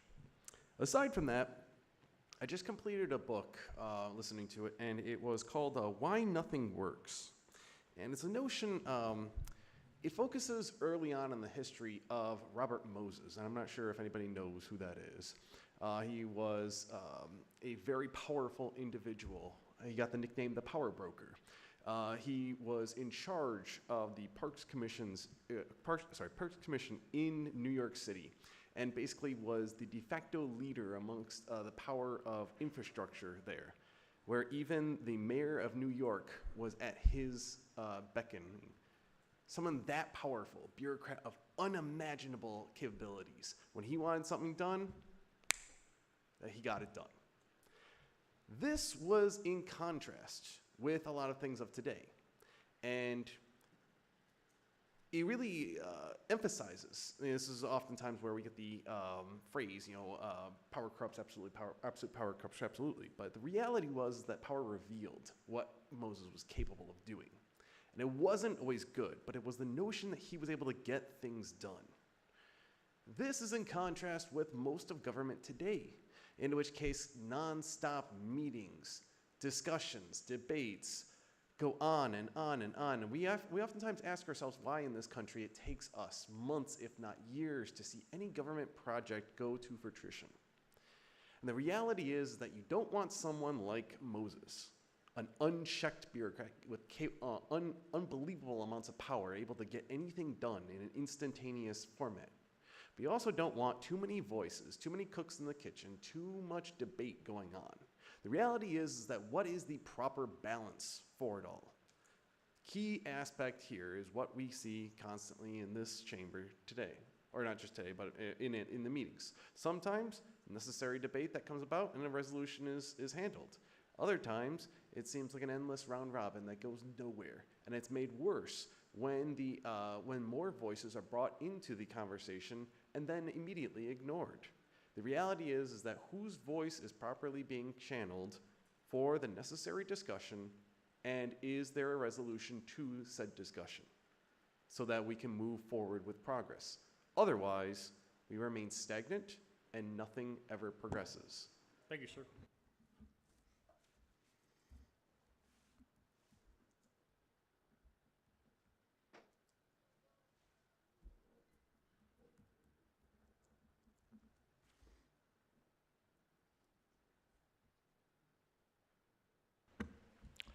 Joe Kadich, I live on Sutton. So it's an interesting round tonight. I said initially that I supported this mainly because of the fact that, as I stated earlier, I'm pretty sure most of the $12 million plus that have been taken out of the Sewer and Water Commission over the last 4 years have gone to support the Parks and Recreation thing. We needed an audit to show where it went. We're not getting that. But it's a good thing that you turned this down, because the other thing, I don't know if you're aware of it, and I'm not sure if I'm getting right information, but I've had calls that there's a letter out there from the supervisor stating that there's going to be about a 10% increase in the sewer and water rates this year. Now, from the numbers I saw, the increases you're getting from the Water and Sewer Department, I don't know how much you're going to get from Wayne County Sewer. There's no way in hell that you can justify a 10% increase. I'm glad that you've got somebody that's starting some kind of job opportunities or job workplace that's going to happen here, showing what's supposed to happen and where it's going to happen. The other thing you've got to put in place is where the money goes. Who spends it and where's it going? You got a big problem here. I've been fighting this for 4 years. Nobody seems to want to do anything about it. I think Trustee Joseph knows what I'm talking about. He's agreed with me when I've talked about it here, saying, yeah, he's sympathetic with it. But there's a big problem here. And by not passing this other one, he's just going to look for other areas to take money from to support Parks and Rec. That's what's happening. I think you better look at, the fact that, is he going to do a 10% increase this year? I asked for, basically, they've done a water rate study, an engineering study, the whole water department in 2023, and I've asked to see that, which should include, and he says it includes, all the costs that are in the water. I know what they were originally. I don't think they changed very much. It did include about $1 for the depreciation on the water and $1 for the sewer. People paid for that. Now, there's been no replacement on anything in this department, from that department, in 4 years. There's a lot of money being spent and a lot of money disappearing here. You people want to do something, argue about something, ask for an audit. That's a good audit, not something that they look at what is shown to them. Thank you, sir.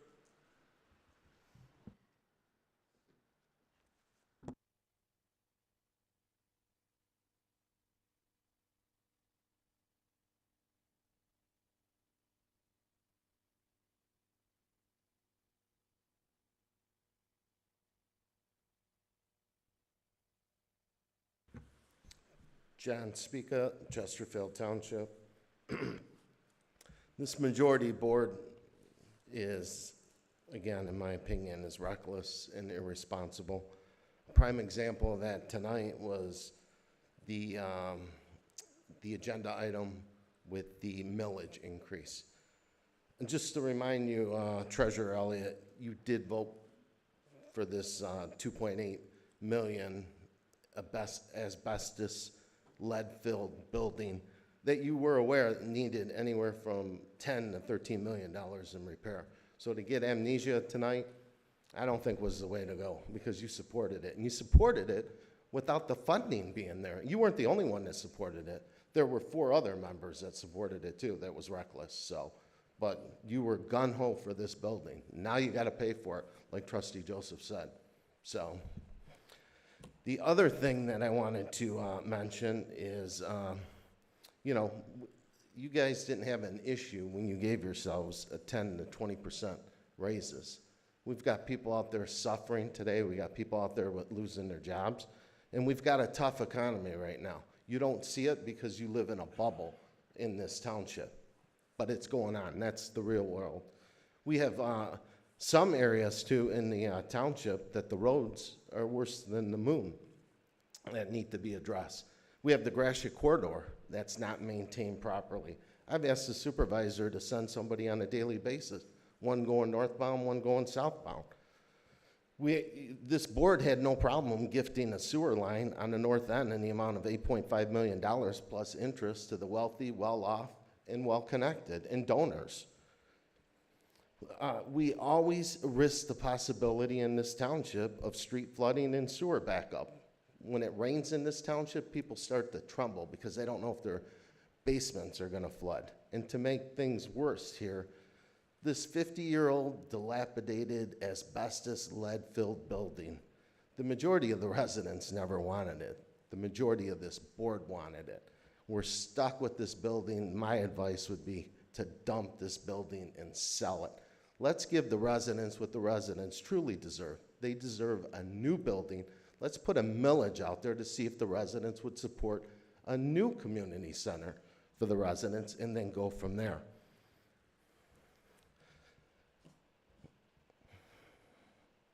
And then as far as, that's it. I'm just going to leave it there. Thank you.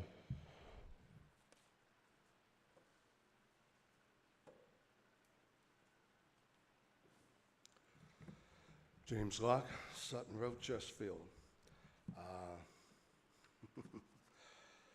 Well, okay, we postponed having election on millage.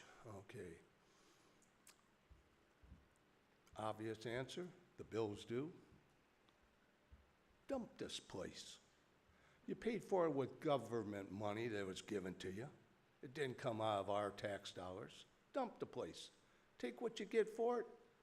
Put in a sidewalk. You want this pathway through this township and the park so bad. Dump this place, put in your pathways.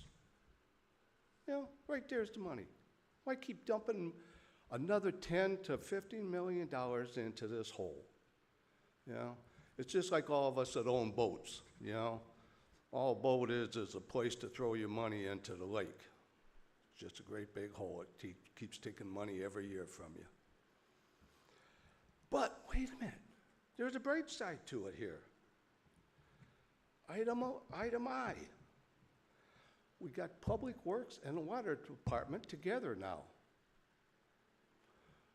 So the general fund that used to pay for Public Works and all their projects can now come out of the Water Department. There's your extra money for the Parks and Rec, huh? Take a look at it. You guys like to push the books around, push the money around this way and that way. Take a look at it. Now, I know I'm probably all wrong. You guys got the numbers, I don't. You have the paperwork up there, I don't. So, please, don't just tell us here what's going on. Tell the whole township what's going on. You know? You're getting better at it, but you're still not there. You need to be clear and concise. Tell the whole story, not just what you want people to know, but tell the whole story. Have confidence in your constituents that they will vote, and they will vote for what's needed, what they want. But tell them where the money's going, where it's coming from. Thank you.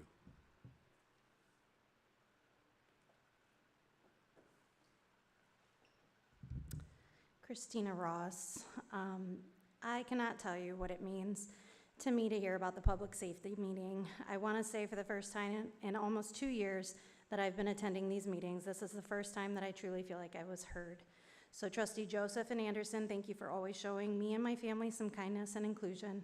And thank you to Karen and the Public Safety Director. He called me personally to discuss my concerns from the last board meeting with safety in our township regarding interactions with individuals with autism. I appreciate the actual initiative and interest. The call made me aware that Chesterfield has a program in place, but the program isn't known to the public. It is word of mouth at this point, but I'd love to help get that word out, whether it's an open house that you guys have or at your township functions. I was also honestly overwhelmed, Trustee Joseph, listening to you at the beginning of the meeting. I advocate for my daughter daily until she finds her own voice. I'm just one family and one parent to an autistic child, but thank you for getting the conversation started for more awareness. If I can pivot to Josh, if he's still here, I did see that the playscapes were up and that you guys do have some mommy and me swings for the infant and toddlers. I was wondering if you guys had anything in regards to children's with that are wheelchair bound or that have physical disabilities, or for the older children that have disabilities as well. And then Cindy Berry, I would like to address you with all due respect. I wasn't going to say anything, but since you brought it up in the meeting, I'm really exhausted hearing about the misunderstanding that you speak of in regard of early voting last year. It was a blatant disregard to families like mine within Sugarbush Elementary, which housed the most vulnerable population of special needs children. You had more than enough room at the municipality for 300 plus early voters in those 7 days. My phone call with you showed me that you tried distancing yourself from taking accountability to your portion in this chaos. You spoke about schools being utilized in the past for voting. With that being true, but what's also true is that schools didn't operate during voting or during school hours with children in the building. It was a singular day of voting, not 7 consecutive days, with 5 being school days. Chesterfield Township was a tenant in this building. I'd like to remind you, you gave no heads up and no approval from Anchor Bay was given to operate your 7 consecutive days of early voting during school hours. I'm tired of you glossing over this situation that ultimately made me pull my daughter from this school. I have documentation from the superintendent of Anchor Bay stating that he gave no such approval for the 7 consecutive days. Anchor Bay schools have safety protocols for anyone entering those school buildings, and they weren't followed. I also have the lease agreement from the school in Chesterfield Township that you were tenants. Many lease terms were not followed, and you and the school district dropped the ball. Thank you.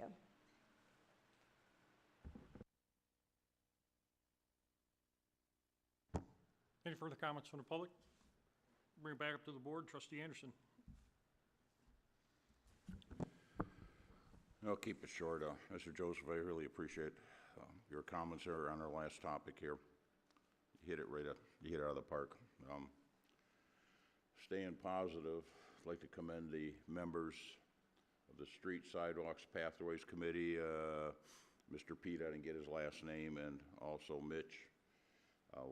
The 4 items you had tonight, especially the 3 involving our disintegrating roads. I know it's rough, money's rough, but thank you, and I know we have Pheasant,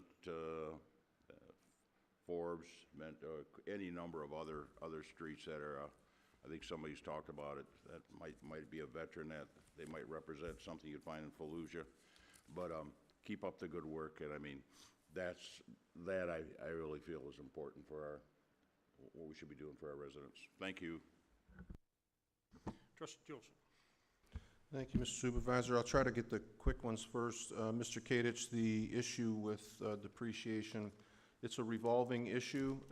I'll just tell you this. I don't think that the money has been funneled to Parks and Rec. I don't think that there's a $12 million missing amount There is depreciation as it's considered in accounting, and we've heard from finance over the years, probably a decade, that it's not actual money. I've heard from members of the business community that talk about depreciation in a logbook, and the issue that I have is that our bill highlights a fee collected for depreciation. I think it's misleading. I think what that designation shows is that somewhere there's a pot of money that goes to strictly depreciation. I don't think that that's the case. I don't think that the money that's itemized on the ready to serve is designated to a fund that goes into only depreciation. I think it goes into operations. So I have been a proponent of efficiencies in the water department. I don't think that I could go so far as to say somebody made off with $12 million. That's a bridge too far for me, but I understand the thinking. If there is a fee collected for depreciation, there should be depreciation going into the ground. And we don't spend what we collect for depreciation. That's a valid point. I think as you saw me reaching for the book, Mr. Locke, you know that your numbers were off. The agenda item I was exactly an exercise in what you want, which is no commingling of the departments. There's 20 pages in our packet that spell out why the Public Works is spending a certain portion of that fee and why F&O is spending. It was a deliberate attempt to make sure that there was no commingling, yet they were still attacked for commingling. They weren't in this instance, and they're making a conscious effort to make that more visible as we move forward. Ms. Ross, I'll have you know that our public safety meeting, we spent considerable time talking about you, your family, Ms. Larice. This was an area that Captain McNair was very interested in, as was Director Bassett. On a personal note, I've seen you in the community with your family. Your daughter is just a beautiful kid, and watching her and your son interact with your husband is just, you have a wonderful family. And so often we look at children with autism and we think of it as a disability, but maybe the disability is on our end for not being able to understand what their gifts truly are. You know, again, limited time, but Halloween events and open houses, to see you and your family, your daughter is very, very special. And I appreciate that you full-time and plus there, and then you still make meetings and give meaningful feedback, and I appreciate you very much. We will continue on that. I've been in communication with Ms. Larice. She's dealing with some personal issues, and so she's very, very invested in getting the word out about some of the great things that we're doing in the public safety and what we could do in addition. I brought to Ms. Vanderson last night a young man. I came to know his family some years ago when my daughter was in a band, the Kirby family. I was familiar with the older brother. Nicholas approached me. The family is very invested in their church, and they've done a lot of missionary work. His older brother, Caleb, actually spent some time in third world countries. They are every bit walk it like they talk it missionary people. He reached out to me, and I was instantly thought of Mike Wharton, Mr. Rayner, because this young man's mission work is he would like to organize, he has all kinds of great ideas, a cleanup effort, and I would like to connect him with some individuals like-minded in the township, perhaps even our beautification commission. But this is an outstanding young man who was put together a list of ideas on how he could organize volunteers from his church, and he needed a little help from the township in the way of trash bags and gloves, and I think we can find a sponsorship. I'm certainly willing to sponsor that. Trustee Anderson, you kick in for some garbage bags, and we'll outfit this organization. Lastly, Mr. Supervisor, I appreciate the debate tonight and the discussion. As I said during our deliberation, we were on opposite ends of this building, but what we knew and we agreed on before the topic of the building. We must find a sustainable revenue stream, and that only can come from our boss. I respect the no votes, none more than yours, Ms. Hornberger. I agree, and I understand your hesitancy to put it out on a special election. I think that maybe your view might be a bit changed if you had spent 10 years where I sit, watching the expenditures mount up in the general fund as if it's a never-ending fund, and then listening to one of the proponents of that never-ending buildup of the general fund talk about pools and beaches. You've already spent the money, but we will discuss that more going forward. As I said, Mr. Supervisor, my last comment to you, the emails that come from township employees and the communication from township employees, you have a house of fire here. And I would urge you, please, take control of the employees that report, all of them report to you. And don't agree with the guy. Some nights he's up here, bashing on me, but when he came forward and talked about that it's unconscionable for our Treasury Department to be bouncing checks, he was right. And so when a debate about when does the money hit she's talking about, well, nobody talked to me, and the Parks and Rec is talking to her. Take control of this, reassign people, do whatever you have to do, because when checks to vendors get bounced or we don't make payroll, it may seem that it's on the treasurer, but ultimately the buck stops with you. You need to take control of this place. We have a great HR director who's trying, but the nonsense here with employees filing grievances for not being paid, these things can't happen.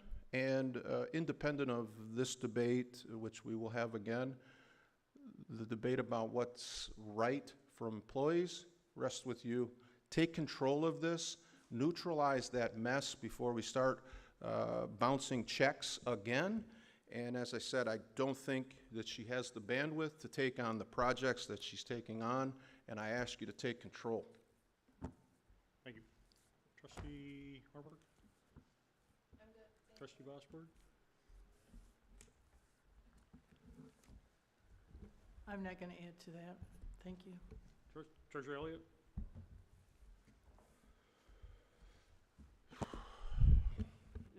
Comments that I made about what expectations residents have, and those comments are, yes, those are some of the things that people think that if their taxes are going to go up, they're going to get, as a pool and a beach.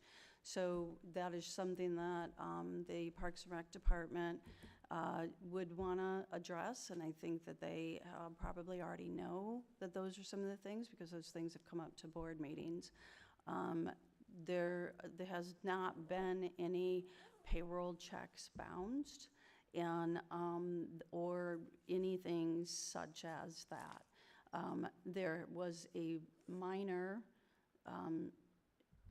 update within the processes and procedures that was dealt with. That is not something that requires anything other than a updated process, and there's probably some miscommunication that occurred, and I think that there was a email request sent to me requesting by the finance director's employees asking for bank access, and I simply asked what that was about, as is required by auditors. And the fact that that became an issue and is something that we're talking about today is troubling. And the auditors want to know who has access and why. And so we go through our internal controls and handle that. It's not a big deal. This is something that goes on and is a regular process that happens all the time and has happened for years. And it doesn't deserve the amount of attention that that got. Because I think somebody had misunderstood that it was something different than it is. I would hope that we just take and ask, what is this email that was requested?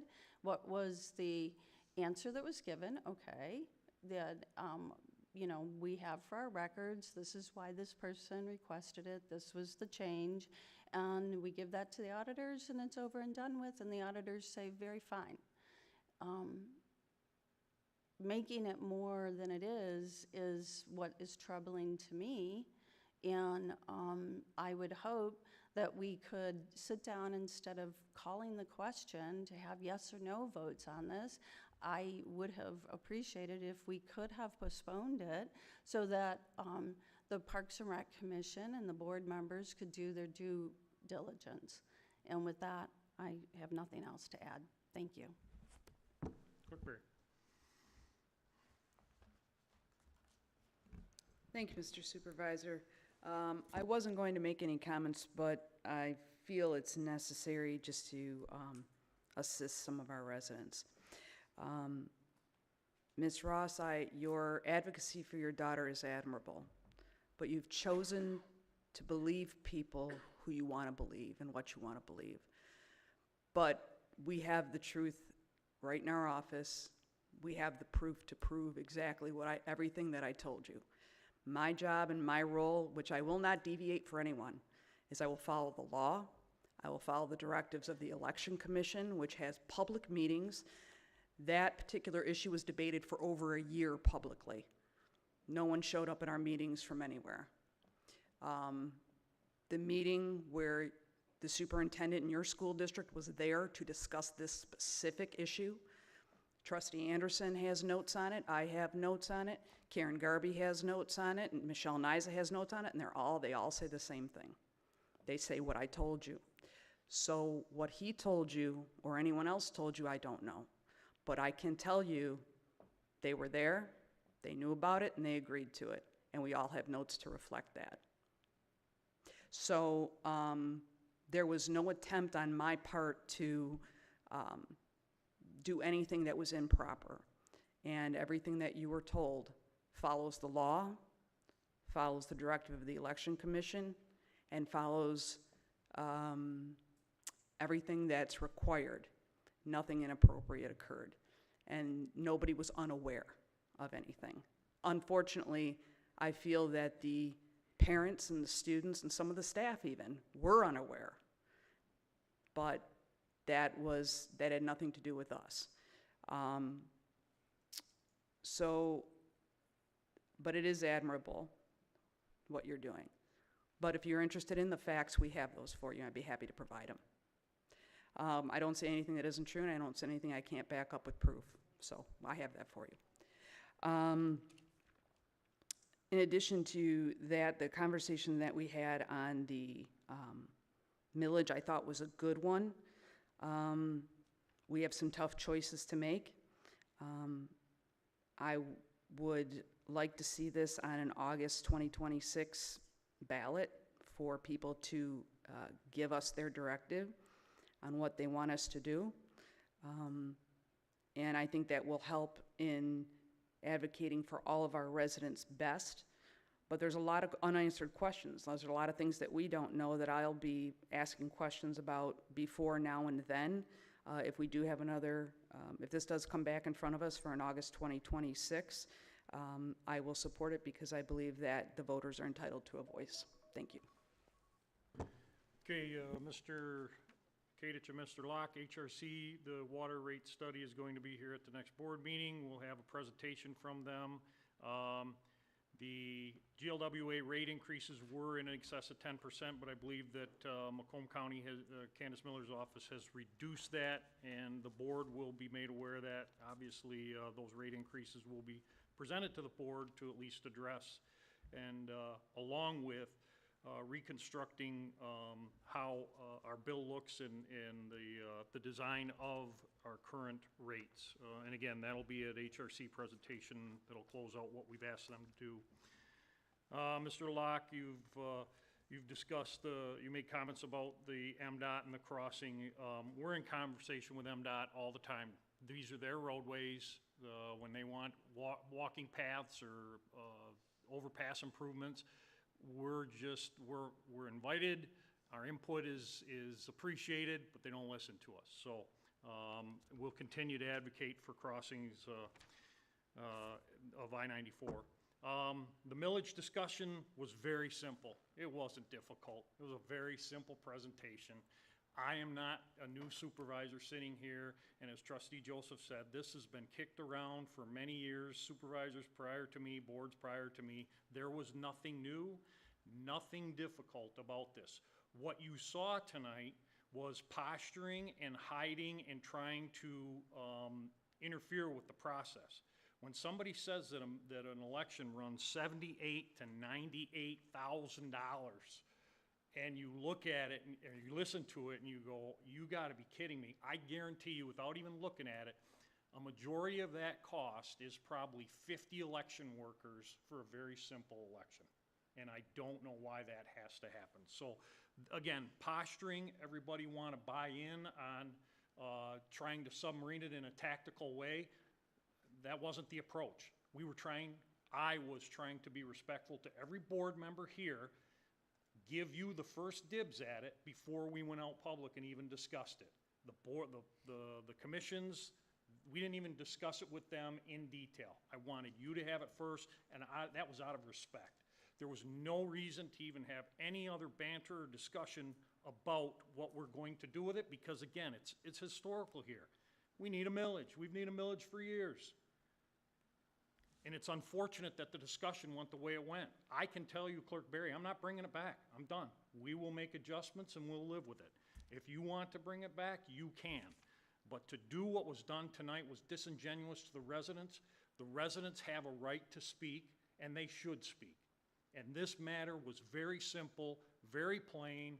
Put it on the ballot for the residents, and we didn't have a problem paying deputies $80,000 a year when that came up. But oh my gosh, put on a question for the residents to chime in on? Yeah, that's no good.